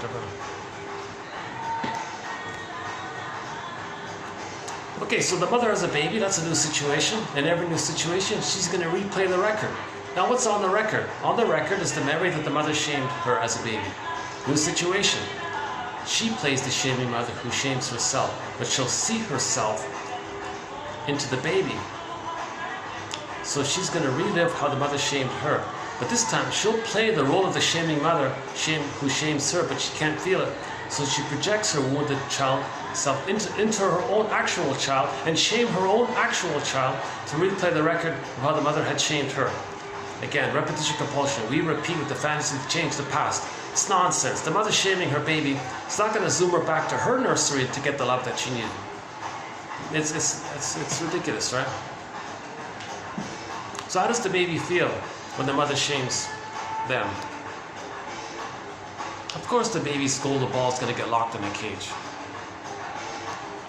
Case scenario B, sometimes the mother has a baby and says, at last. She says that now she has someone who can never let her feel alone, always accompany her, always be there for her, let her feel, and she can brainwash the child to make the child dependent on her, meaning she'll never feel alone. So she's going to parentify the child. Okay? And she can easily do it, they call it menticide or something. She can brainwash the child by withdrawing her love when the child needs something for its development, and only providing love when the child's down and out, to promote the dependency. So the mother can do this. She can parentify the child. So how does the child feel being used like this? Of course the child's golden ball is going to go down a well, locked into the forest, down a tunnel, down a mountain, into a cage, and the cage is locked, and the key's under mother's pillow. Okay? So the mother's using the baby to meet her unconscious needs. So that mother herself, when she was a baby, didn't get the love from her mother. So she's still looking for mother's good love. She has the baby and says, all right, baby, you're going to be the good mother for me. Like emotionally. Right? So she may parentify the baby, use the baby as a teddy bear, some kind of comforter. The way a lonely person might hug a cat or something, she's using the baby inappropriately. So that's called, Miriam Minerbo says she's exploiting her motherly power. Nobody's watching. Mother knows best. Nonsense. So she's exploiting that power. She's considered corrupt in all this. how does the child feel when the mother uses the baby to meet her needs? Mothers are there to meet the needs of the baby, not the other way around. So the mother's rights slogan, that's nonsense. The mother doesn't have a right to exploit the baby, traumatize the baby to comfort her. Mother doesn't have this right. But she may think, unconsciously, she may think she has this right because of her desperate hunger for mother's love, and uses the baby for that as a substitute. Okay, case scenario C. Some mothers, because the connection might be broken with the baby, the baby's crying and all this, and the mother says, how do you like that? My baby doesn't like me. Oh my God, how do you think the baby feels by this? The baby's crying because his needs aren't being met. He's trying to communicate it. Mother, you're not meeting my needs. I'm in pain. I'm crying here. Mother says, and the mother transfers her rejecting mother onto the child. And when the mother was a child, she believed her mother rejected her. She transfers that rejecting mother image onto the child. When the child is crying, he says, oh, look, my child is rejecting me. How does the child feel if the mother thinks that the baby's rejecting the mother? So that child, again, likewise, the child's golden ball will get locked in a cage. Case scenario D is sort of a continuation of case scenario C, where the mother then says, all right, baby, really, you're going to reject me? Mother, you're going to reject, and now I'm going to fight with my mother. Baby, oh my God. So it's insult, triple insult to injury. So the child's golden ball goes down a well, locked in a cage. So let's backtrack over these 4 points and imagine the baby having a voice. So case scenario A. Hey, mother, what's going on here? I'm your baby, right, mother? You seem to be seeing me as yourself from 20 plus years ago, and you seem to be acting like my grandmother who shamed you. And you're putting me in the role of you, and you're playing her, and you're shaming. What are you doing, mother? I'm your child here. I'm not you from 20 plus years ago. Mother, I'm not you from 20 plus years ago. I'm your child here in the present. Mother, could you please look at the calendar? What year is it, mother? Mother doesn't get it. Child thinks, oh my God, I'm born into this world and my mother's psychotic. Mother thinks that I'm her from 20 plus years ago. Like, whoa, my mother's psychotic. That's what the child might think. If you try to have empathy for the child's perception, he may have some version of whatever babyhood mind thinking version of that he would have. It'd be something along those lines. Psychosis means the letter was sent, but it arrived at the wrong address. But here's the child in the current, okay? So there should be an emotional, but the mother's emotion arrives in a different time, in a different time zone, in a different place. Mother, I'm not you from your childhood nursery home. And really, are we still in the same house? Aren't we in a different house from your childhood house? Where are we, mother? What time is it, mother? Who am I? I'm your child. I'm not you from back then. Mother doesn't get it. She's playing the role of shaming mother. The mother is seeing her lost innocence into the child. She wants to replay the record of how the mother had shamed her. This time she's going to play the shaming mother who shames her. That shaming mother shamed her. She'll play the shaming mother who shames her, but she can't feel it. She needs to use the child as a substitute for her, so she shames the child to that end. The child goes, oh my God, what are you doing, mother? Why are you shaming me? I'm your baby who needs your love, and you're shaming me. I'm not you from back then. Okay, case scenario B. Mother, what are you doing here? I can't be the good mother that you needed 20 plus years ago. I'm your baby here who needs your love. You're trying to see me as the missing good mother that you need from 20 plus years ago. I can't be her. I'm not her. What are you doing, mother? Mother is trying to condition the child to be a good mother for her from back then. Mother, what are you doing here? Child thinks, oh my God, is my mother psychotic? My mother's psychotic. She's like in a psych ward. It's like, what is she, like from the baby's emotional perception, what is she doing here? Mother's not even seeing the baby, that the baby's her baby. Mother's seeing the baby, that the baby's her mother from 20 plus years ago, the missing one that she's trying to create. Oh my God, what madness, right? So the child, so again, case scenario C, the baby's crying, mother, I don't hate you. I'm not your rejecting mother who frustrated you back then. I'm not her. I'm your child. I'm not my grandmother. What are you doing, mother? I'm your child. My child thinks, oh my God, my mother's psychotic. And then case scenario D, the mother attacks the child thinking she's fighting back with the mother. What? Now you're punishing me for what your mother did? My mother's psychotic. So in the child, in the psyche, the one guy called it a basic fault. There's a psychotic pocket. In that hole, the child's golden ball goes down the well. There's a pain so utter, it swallows substance up, that the child is in so much pain, he's numbed over with the endorphins. Back to Zaz's song, feeling that life is passing you by, going through the emotions of life, feeling numb, unreal, etc. Okay, as mentioned briefly in part 1, so this psychotic pocket and the memories around it, one way to conceive of this is by one of our mentors, James F. Masterson. He has an axiom called self-active. Only got half an hour left. Actually, you know what I can do? I think I could just let this run out. When the storage runs out, it'll just cut out automatically, and the video will still be saved. I only lose the video when the battery conks out on me. But if the storage conks out on me, it's still recorded. So I might just do that then. So I've got about half an hour, I think. Self-activation leads to abandonment depression. There's a pain so utter, which leads to defense. So later on, the person wants to feel, do something true for them. It's going to bring up the emotionality of the past. Child was real, had real needs and feelings, mother squelched it. That's called abandonment depression. And then something happened, the child got endorphins. Okay, so in the present, person wants to do something real for them. The anxiety comes up, they run to the fridge and go into a food trance with the sugar, salt, and fat. So trick the brain to send them serotonin by the concentrated sugar and all this. So they're doing something similar like this. So, but just in general, self-activation triggers abandonment depression, which leads to defense. So the setup is back in the nursery. Baby had needs and feelings, that's self-activation, abandonment depression, the pain so utter, and then the swoon was the defense. But that swoon that the baby created as a defense, later on it can take many forms. Like going to the Louvre in roller skates, and just looking at everything quickly to not feel or think, or manic depression. You're seeing me speak a little more quickly in part 2 because I finished my coffee, so that's what's going on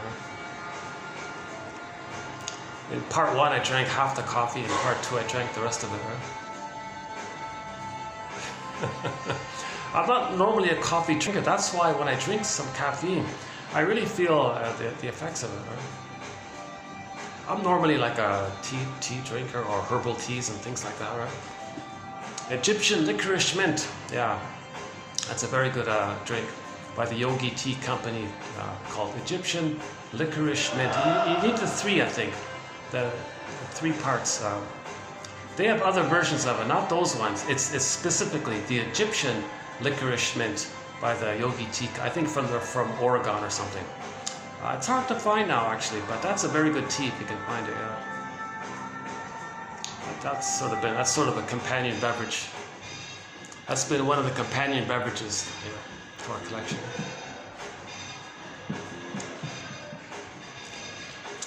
Wait, another thing that's making me a little animated is I drank a whole liter of coconut water. It was very. I don't drink that much coconut water. Why am I telling you this? Okay, sorry.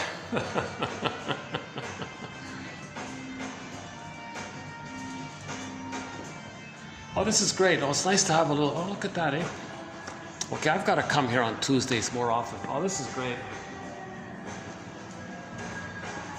Okay, this is a good little spot on Tuesdays right here. Yeah, okay. Because they're closed. And I'm not bothering anybody. They're way down there, so that's okay. Okay.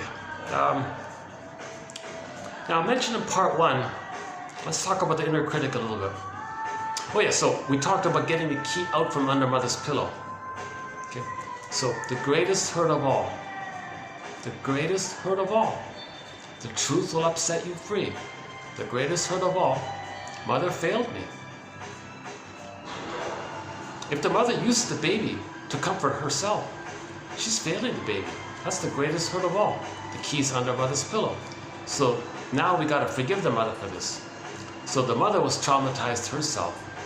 When the mother's traumatized herself, she has a record. In every new situation, she's replaying that record.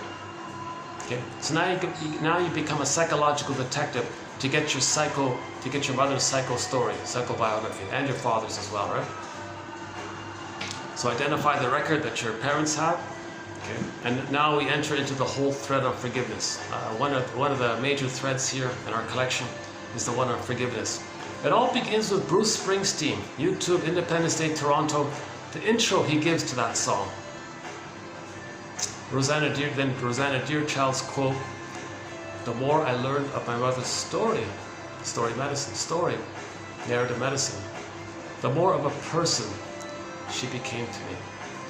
See, when you do that, when you see your parents as people who are traumatized, now you're moving into the forgiveness area. Forgive your parents, heal yourself, right? You got to see your parents as people who are wounded. We're basically homo traumacus, so that includes our parents. Our parents are also members of homo traumacus. So, were the parents both stingers? That means one of the children was scapegoated. Probably, right? One second. Let's let these guys pass by. Okay,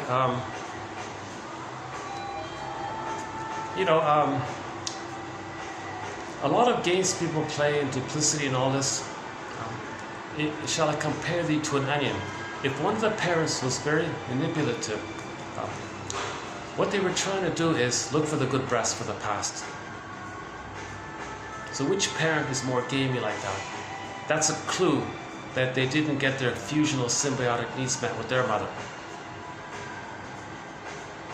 So that's called projective identification. A major thread, I won't summarize it here this time, but I've done it in previous videos. If you type in the search engine the words projective identification, you'll get hundreds of good quotes on it. Actually, that topic has a lot of material in it, as does the topic on transference, also repetition compulsion, fair bit there. The splitting mechanism, fair bit of quotes there. Yeah, we didn't talk too much about the splitting mechanism, right? Yeah. I think, in the last video, I think I did a bit about in the last one. So let's not do it this time. It's hard to cover all the basic points in one video. I feel like I'm trying to include and cram in as much as I can in each video. I feel like I'm always forgetting key parts,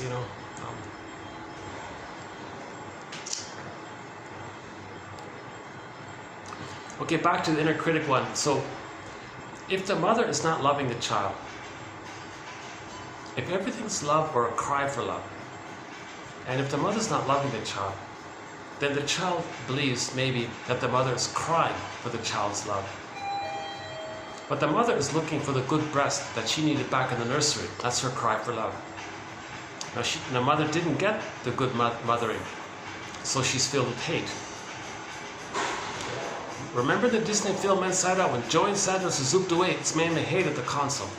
So that means the child is experiencing the mother's hate. The child sees that as a cry for love. Don't worry, mother, I'll save you. Now, part A, the way the mother treats the child, he then continues to treat himself that way. So mother's hate, okay, quote unquote, the dung of the devil. So the mother's hate, so the mother is considered to have short-sold the baby. So there's a famous short seller that uses that phrase, the dung of the devil. That means the mother's hate. So I won't do that thread here. We have another thread called the 42 Ways Repetition Compulsion is seen sort of in its collective outside version. How to recognize repetition compulsion by looking at outer events. I don't focus too much on outer events, but we do have that one topic in reference to as beloved, so below, inside out, that whole area. So So that famous short seller. So short selling, you profit off the loss of something good. So it's basically envy driven. And many short sellers say that the plundering, the pillaging is envy based. So, so if the mother uses the child may interpret her hate as the dung of the... Now the baby creates an image of the mother as something like that. Because that image is not real. The mother's not a monster. The mother's not a devil. The mother's not a Cyclops character. The mother's not a vicious wolf or something. The mother's not these kinds of things. But the baby's rage and oral greed, he can't know it. It's too much excitation for his system to accept his traits. So he projects his traits of rage and oral greed onto the image of the mother and creates an image of the mother like the guy with the horns. Now the mother's sending him hate. There's the dung of the devil expression.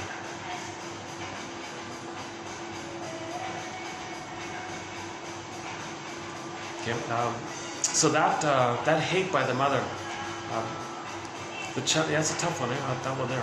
The hate by the mother, that he's going to continue to hate himself. The way the mother treats him, he'll treat himself like this. To defend against the pain of that, he just becomes like the mother.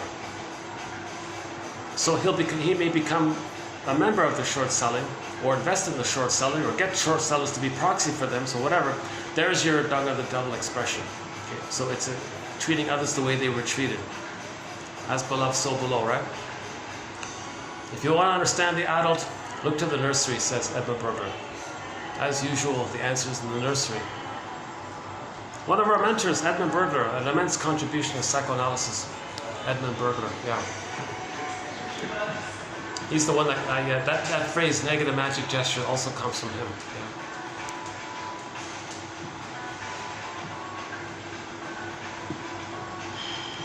Oh, I'm tempted to, if I had more, oh my God, if I had more time.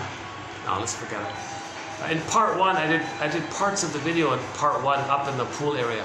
Oh yeah, it was raining for part of the time, yeah.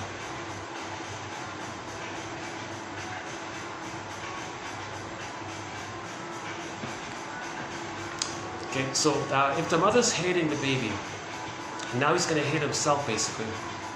That's also called the inner critic. Related to the hate is the baby's belief that it was his job to save the mother.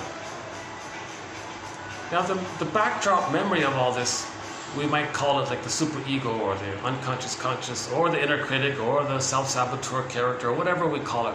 So later on when a person tries to do something that's true for them, that inner critic voice comes up. Did you save the mother? Remember you believed it was your job to save the mother? Did you save the mother? So it's nonsense, it's ridiculous. No baby can heal a traumatized mother, make her be loving. He's trying to, he's loyal to her, he's acting like her, he's trying to provide mirroring. Mother, do you feel seen? I'm just like you. Do you feel loved and seen? I'm imitating you, we're one. It doesn't work, no baby can do all that, right? So there's part of the idea of the inner critic. And Miriam Minerbo also talks about this. I recommend her 2 clips on YouTube. Miriam Minerbo, M as in Mary, I, N as in Nancy, E-R-B-O, on YouTube. A shrink from Sao Paulo, Brazil. She gave 2 little talks. It's on YouTube in a podcast called Talks in Psychoanalysis or something like that, yeah. I recommend those 2 little clips there. We have a quote from one of them, earlier, about primary mourning. Yeah, she gave the example of the narcissistic character. There was a woman with a narcissistic pattern. She confessed to her shrink. Shrink, whenever I meet a fellow, if he doesn't give me everything I want, he gives me nothing. And hell with him, right? So she wants everything or nothing. She has this attitude. Okay. This goes back that the mother was everything for the baby. That was missing. She wants everything from the fellow. Nothing the fellow does is ever good enough, because no fellow can be the good breast for the past. So it's everything or nothing. So she has a problem in this area. Narcissism is a real issue, We don't want babies traumatized before 18 months. If they're traumatized before 4 to 5 months, the versions of the narcissistic pattern are so aggressive, we call them other patterns. Even though they're still narcissistic patterns, but their behavior is so more about survival, it's more aggressive. The bully pattern, the Iago pattern, and a few other patterns there. But they're all considered among the stinger personality patterns. Shaming others to replay how the mother shamed them in some form or another, right? Well, no, 10 minutes, roughly 10 minutes.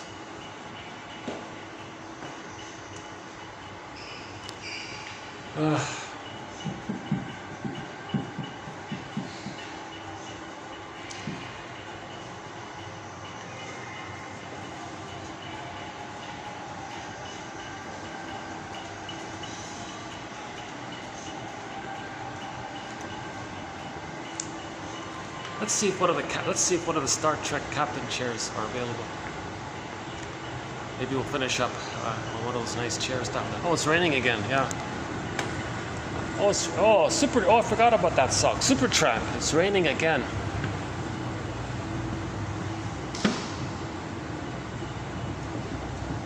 Nice hotel, eh?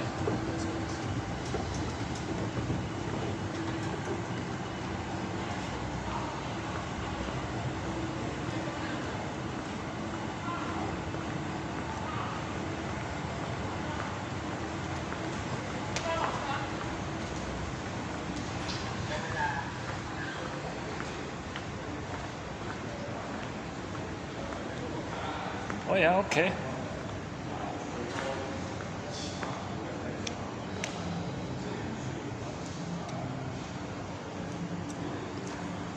So here's one of the Star Trek chairs.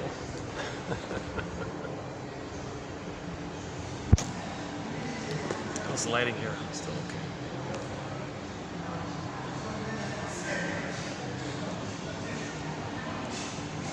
It's got a nice kind of like a living room, a bit of a living room feel. There's high ceilings and sort of like a bit of a curvy wraparound feel to it. Nice hotel here. This has a mature, I feel like a sort of a mature vibe in this hotel.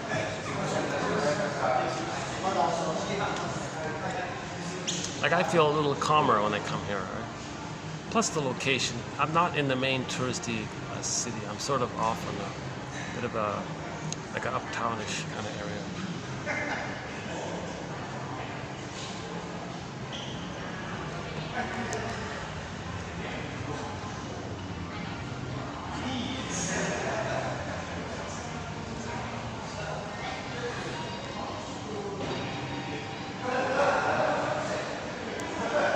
Oh, last time I was here, yeah.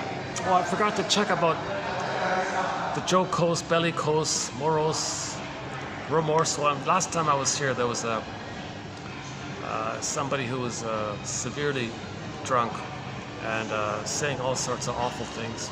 And they were in the bellicose phase of the cycle. So burglar has it like... we don't have a quote on alcoholism, but one quote does say that it's a demand for the mother. They're running away from the mother while searching for the mother. So first is the jocose, the great excitement, and the bellicose, temper tantrum, I guess. Then the depression, and then the regret, and the cycle repeats itself, and they're in this loop. It never works. Okay, let's not talk about that one. It's not really a threat here, but I think those are the 4 points. Jocose, very jovial and all this. Then the bellicose, he's rude and all this. The morose, maybe that's like the sadness of it all. And then maybe there's some kind of regret afterwards. Why did I do that again? But then they repeat the whole thing. Maybe it's a replay of the frustrating experience at the breastfeeding. The baby was excited. One with mother. Oh, there it is. Oh, huge disappointment. Baby's in rage, kicking, screaming. Mother, no, not this way, not the bottle. What are you doing? Don't suffocate me. Proper. I need the right timing here. What are you doing? My baby's in rage and all this. Then he's depressed. Okay, and then he's even more depressed. But as an adult, he'll feel some conscious recognition that what they're doing isn't helpful. So that's good if they have some remorse or regret for it. because that'll help them to change their ways later on. So we gotta forgive the mother. It's a major threat, yeah. You know, to tell you the truth, yeah, it's long overdue to add. Let's add some new quotes to forgiveness. Yeah, that's undeveloped. We have a lot of good quotes on forgiveness. Again, as mentioned in part 1, we have 10,000 quotes here to our collection. 10,000 advanced self-help quotes. So these are psychologically minded self-help quotes, but mostly humanistically or more clearly written quotes by the shrinks. So they're relevant to the topic of helping one to be their own psychological detective, existential detective. Okay. The quotes aren't too long or too short. That's the quantity. The manner. So these shrinks have empathy. They're doctors and all this. So there's a caring spirit there. A healing energy there, I guess. And the qualities, yes, we're learning a lot, making therapeutic turning points, seeing ourselves in some of the case studies or something, or the examples given. And then you get dreams, you know, things loosen up a little bit.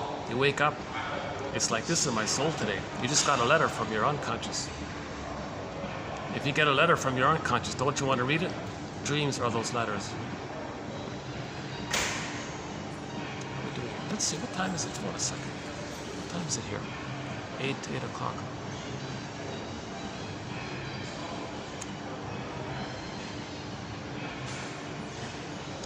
I just want to make sure I don't annoy the cashier there. Maybe I can try another spot. Hold on a second.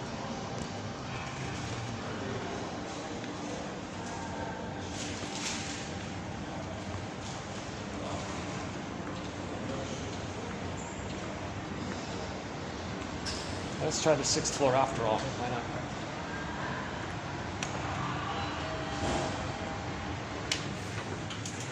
Lift กำลังขึ้นค่ะ going up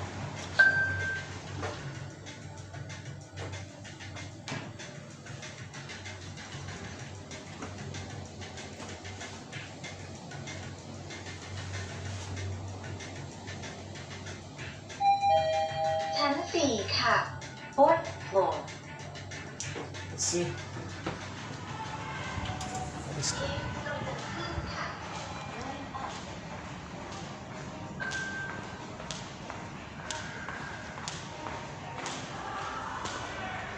Oh, it's still going on?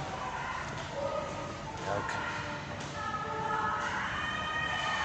Okay.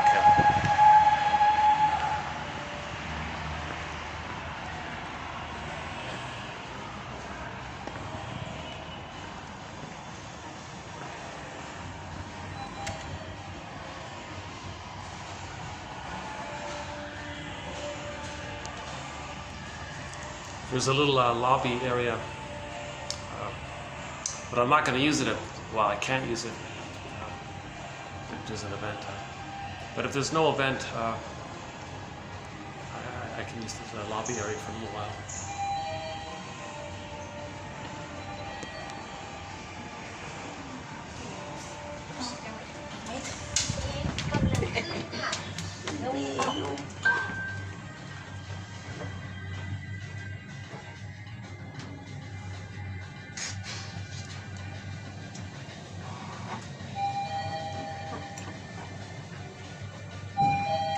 ชั้น 6 ค่ะ sixth floor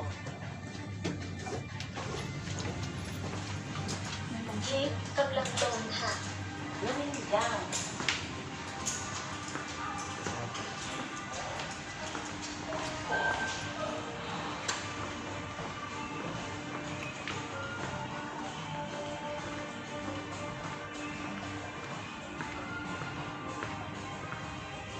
Oh, it's still raining, huh? It's still raining, huh?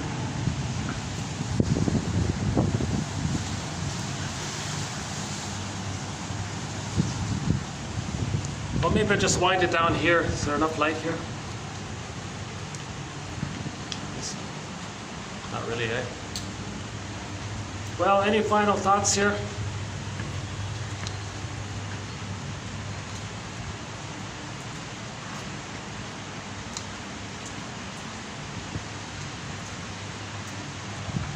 What about here?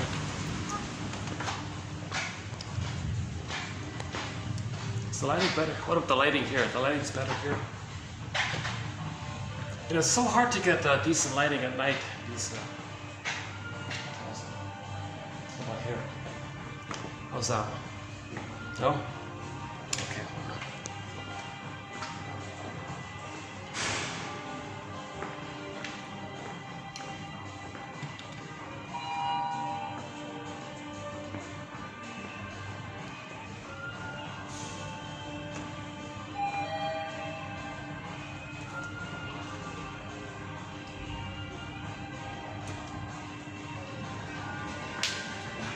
Eve กำลังลงค่ะ Going down.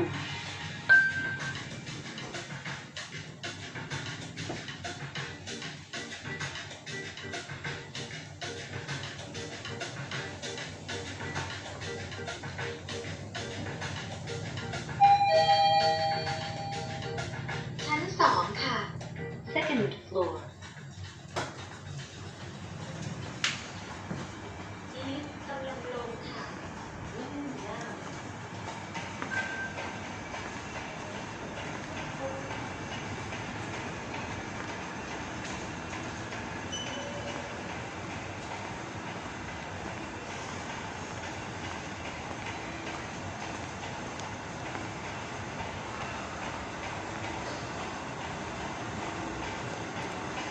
Okay, let's wrap up the video here then.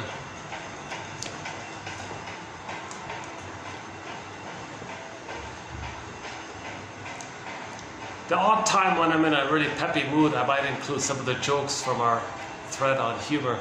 I think this time maybe I'll skip that, but we do have some good jokes in our collection.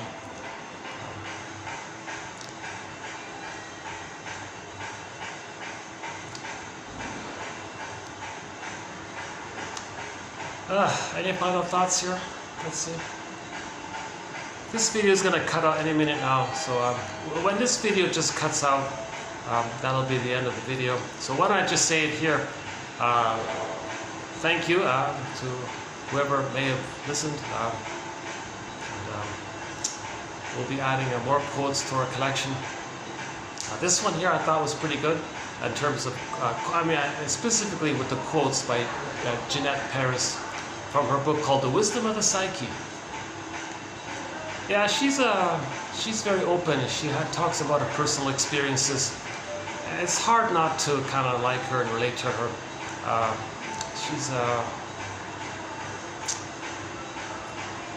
She's very open and honest about her situation. And,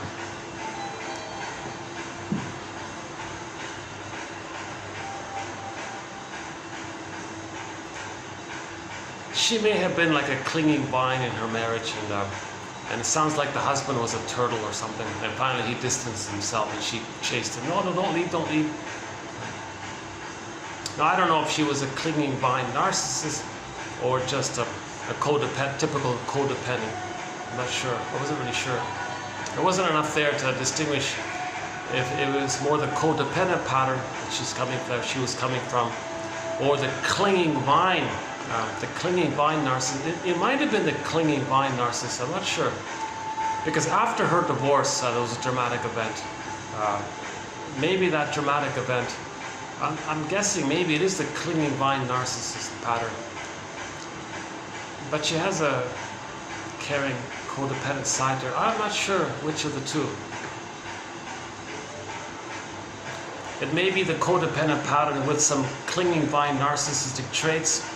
But her experience makes me think maybe it's the clinging vine narcissistic pattern with some of the codependent traits. You gotta look at it from the structural point of view, right?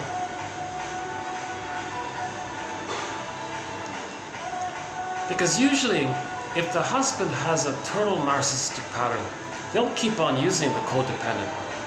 The codependent's the giver, the good breast one, right? They're giving all that. They just love that. They'll never leave that, right? Or very rarely, if the codependent gets too demanding, they might distance. But usually the stingers can control the child, right? But if she had the clinging vine narcissist and he has the turtle narcissist, now you got two narcissistic types. And I think ultimately, yeah, the turtle one will distance. Yeah, that's what I'm thinking. Yeah, the husband had a turtle narcissistic pattern, and I'm guessing maybe, forgive me if I'm sorry if I'm wrong, I'm guessing tentative hypotheses, maybe she had the clinging vine narcissistic pattern. Although she is kind of very likable and charming and all this, right? But the narcissistic patterns do have a certain charm about it as well, right?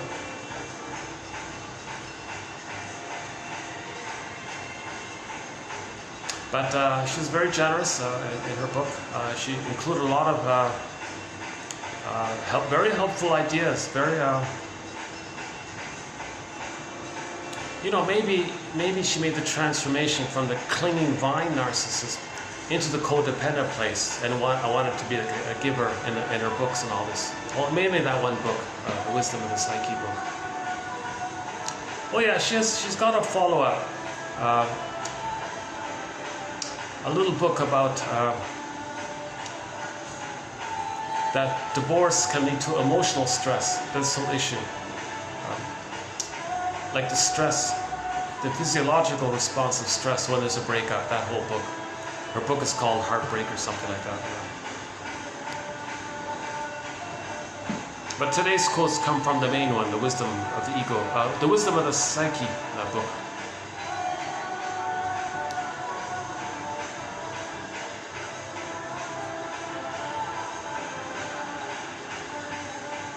There's not enough, yeah, sorry, there's not enough information. Maybe I'm wrong. I'm not a shrink, so I can't really help specifically. But it was a thought in my mind. What, you mean the turtle left her? Turtles don't usually leave clinging like codependence. They're addicted to the codependent. They're addicted to hating the codependent. They need the codependent to hate. They need somebody to shame and hate and belittle and all this. They're very addicted to this. So it's unlikely for the turtle to separate. So I was very confused by that. How is it that the turtle separated from the giver, from the surrogate breast, basically? Because the turtles don't want to be alone, right? They only want to be alone to a certain point, not completely alone, right?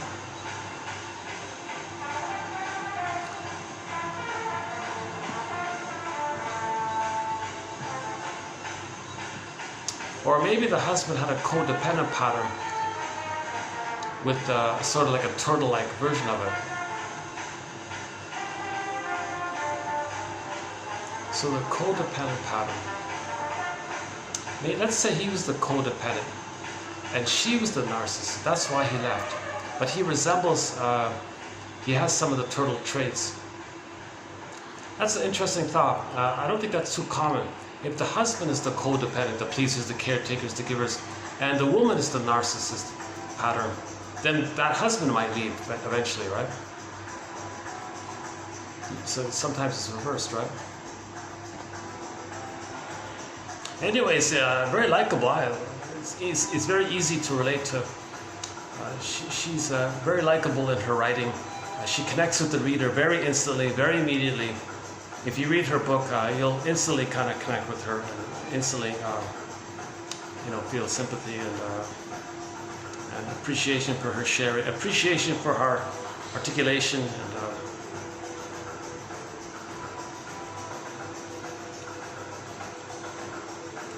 somebody's trying to overhear me. Yeah, okay, that's okay. Oh my God, just go to YouTube. Yeah, if anybody wants to.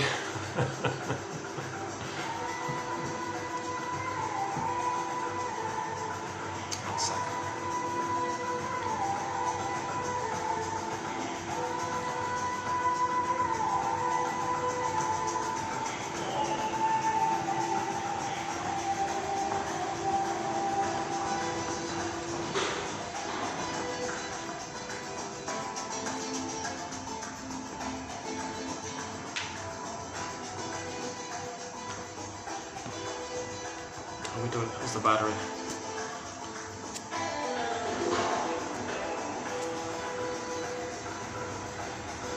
The battery's okay.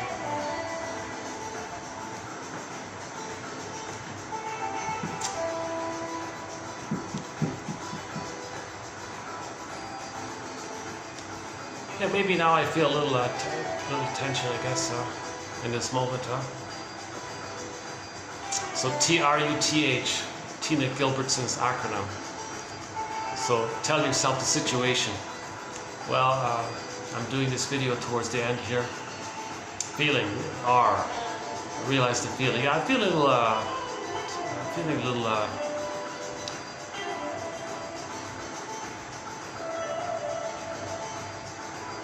what am I feeling?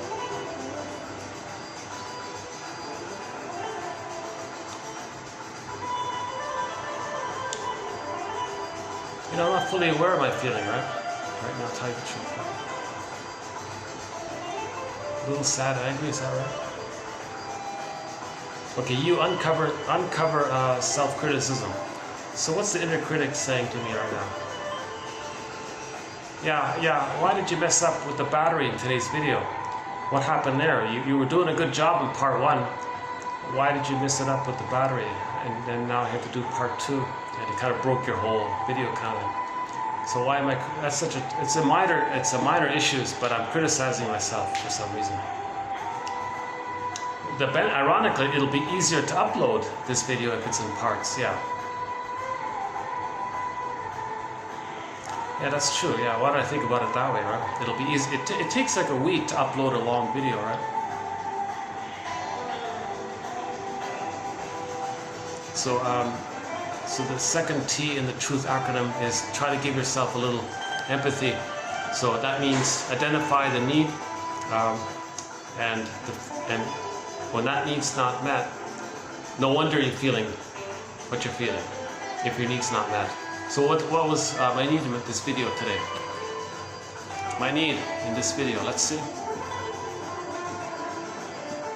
Well, to produce, to have an accomplishment, to have a valuable product, to share, to contribute, to help, right? And somehow I feel that maybe that wasn't met with the mistakes, so that's why I'm feeling a little disappointed, I guess. So no wonder you feel disappointed if your need for an excellent product by your standard, but your inner critic is acting up. So go back to the you part, uncover the inner critic.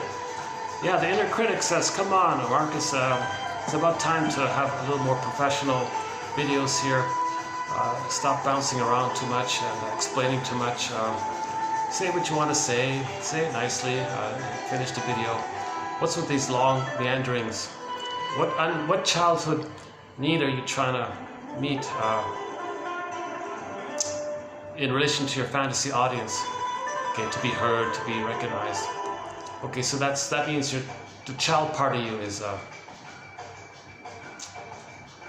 the unconscious motivation, and your conscious cognitive skills is creating rationalizations to hide it. Okay, maybe. So let's admit this. There's still a wounded inner child in me. Okay, well we had a quote about that. Are you going to adopt them? So can I adopt myself? I mean, can I adopt my inner child of the past? My wounded inner child of the past? Can I, my conscious present, in the present time, 2023, adopt the that child there? Can I adopt him? Sure, yeah, of course. Oh, one second.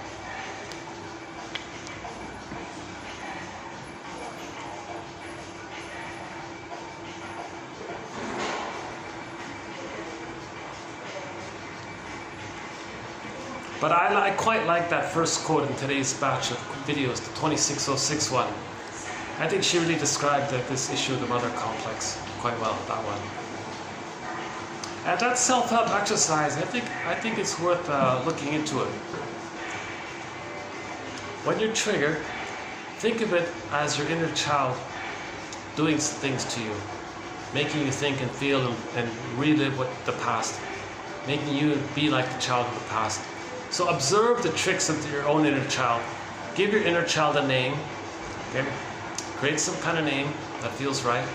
Aha, there you are. Yes, here I am. And now you, the adult you, identify the tactics or tricks of the inner child. You're getting me to think this and believe this and behave in this way. You're getting me to do all this. Why? Okay, let your inner child answer. I see. Well, thanks for letting me know. And then you want to adopt that wounded inner child. Adopt him. It's you. Adopt yourself, basically. Adopt yourself. Self-reparenting, adopt yourself. Yeah, and back to Jeanette Paris' phrase of self-awareness being how we need night vision. So these quotes are helping us to weave a basket, to give us night vision, to be our own existential detective, psychological detective. These quotes are helping us to forgive the parents so that we can heal as well. The reparation of the other leads to the reparation of the self, vice versa, happens simultaneously. We didn't talk about splitting too much. Yeah, we didn't talk about the splitting psychic defense known as the splitting defense. That's a key one, actually. Part of the forgiveness journey is, as is said in TQ 2599 and the Route 66 one about the third side of the coin. The third side of the coin holds the other two sides. That third side of the coin handles and holds the other two sides. That third side of the coin is a circle. It's continuous, like understanding itself. The third side holds the other two sides. That's called whole object relating. So it's not like either or, all or nothing, perfect or forget it, everything or nothing. It's not this idealized, devalued, useful, not useful, my greedy, not this binary way of thinking. It's a more three-dimensional way of thinking. The third side is the third side of the coin. It's three-dimensional. See, it holds the other two sides. That's called whole object relating. Seeing yourself and others as wounded people, but people. Huh? Not transferring past into the present, hoping that the present can be a better past,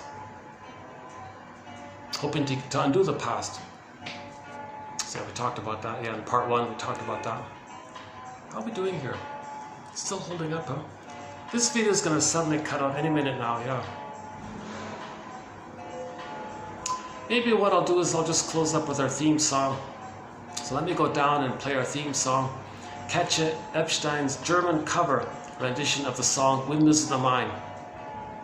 She does a great job. Our collection of quotes is named after this song. She does such a great job on it. I would love to play a very good English cover of that song by Barbara Lewis, but YouTube blocks it, so I can't. I don't really play her song, unfortunately. But luckily, Katja Epstein's German cover is okay. It was only on vinyl, so it's clear. So let's go down, play the theme song. When that's done, I think I'll wrap it up. Or the video might just suddenly cut out between now and then, whichever comes first, kind of thing.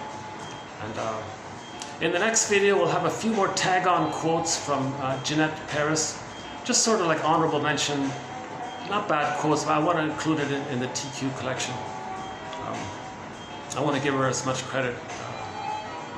Underappreciated author, yeah, my goodness, that's a great little book. Wisdom of the Ego. That's a great little book. Most of it, yeah, I would say half of it was really good. The other half just sort of maybe filler material kind of thing.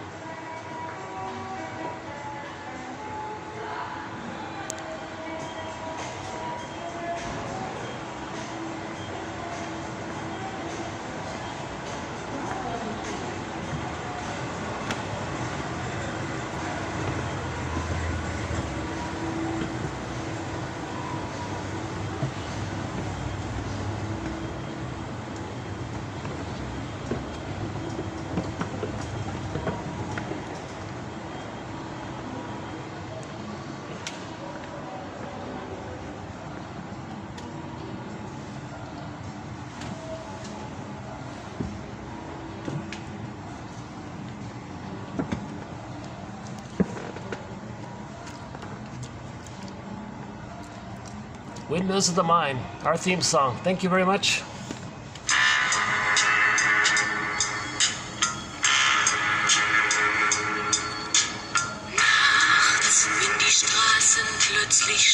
sind, wenn die Stadt auf einmal schweigt, wenn aus steinernen Kaminen stumm der Mond zum Himmel steigt, wenn es hier in meinem Zimmer leer und einsam wird um mich, suche ich in den dunklen Schatten die Erinnerung an dich, und ich fühle, wie ein Augenblick zur Ewigkeit gerinnt, wenn das Spinnrad meiner Träume links zerrissene Fäden spinnt und sich leis zu drehen beginnt, wie sich Mühlen drehen im Wind.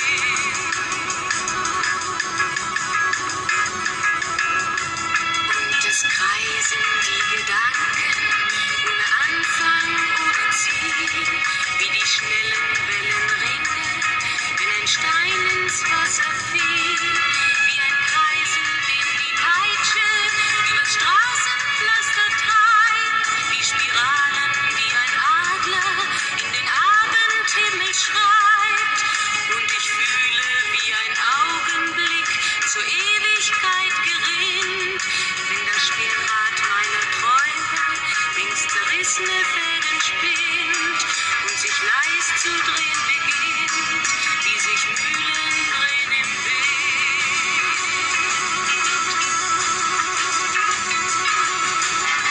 1000 Fragen ohne Antwort, 1000 Fragen ohne Sinn. Warum flog für uns der Sommer wie ein Pfeil so schnell dahin? Hat der Herbstwind gar die Spuren unserer Liebe schon verweht? Wenn erst weiße Flocken fallen, ist es dann für uns zu spät. Sah ich eben nicht im Dunkel deinen Schatten an der Tür, hoffte für ein paar Sekunden, du kämst doch zurück zu mir. Doch warum sich selbst belügen? Längst ist meinem Herzen klar, dass der Pulsschlag dieser Hoffnung nur mein eigener Schatten war.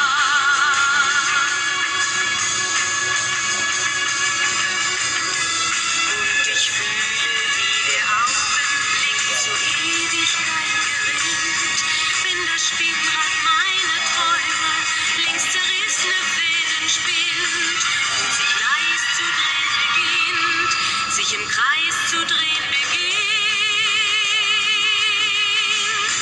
wie sich Mühlen drehen im Wind, wie sich Mühlen drehen im Wind.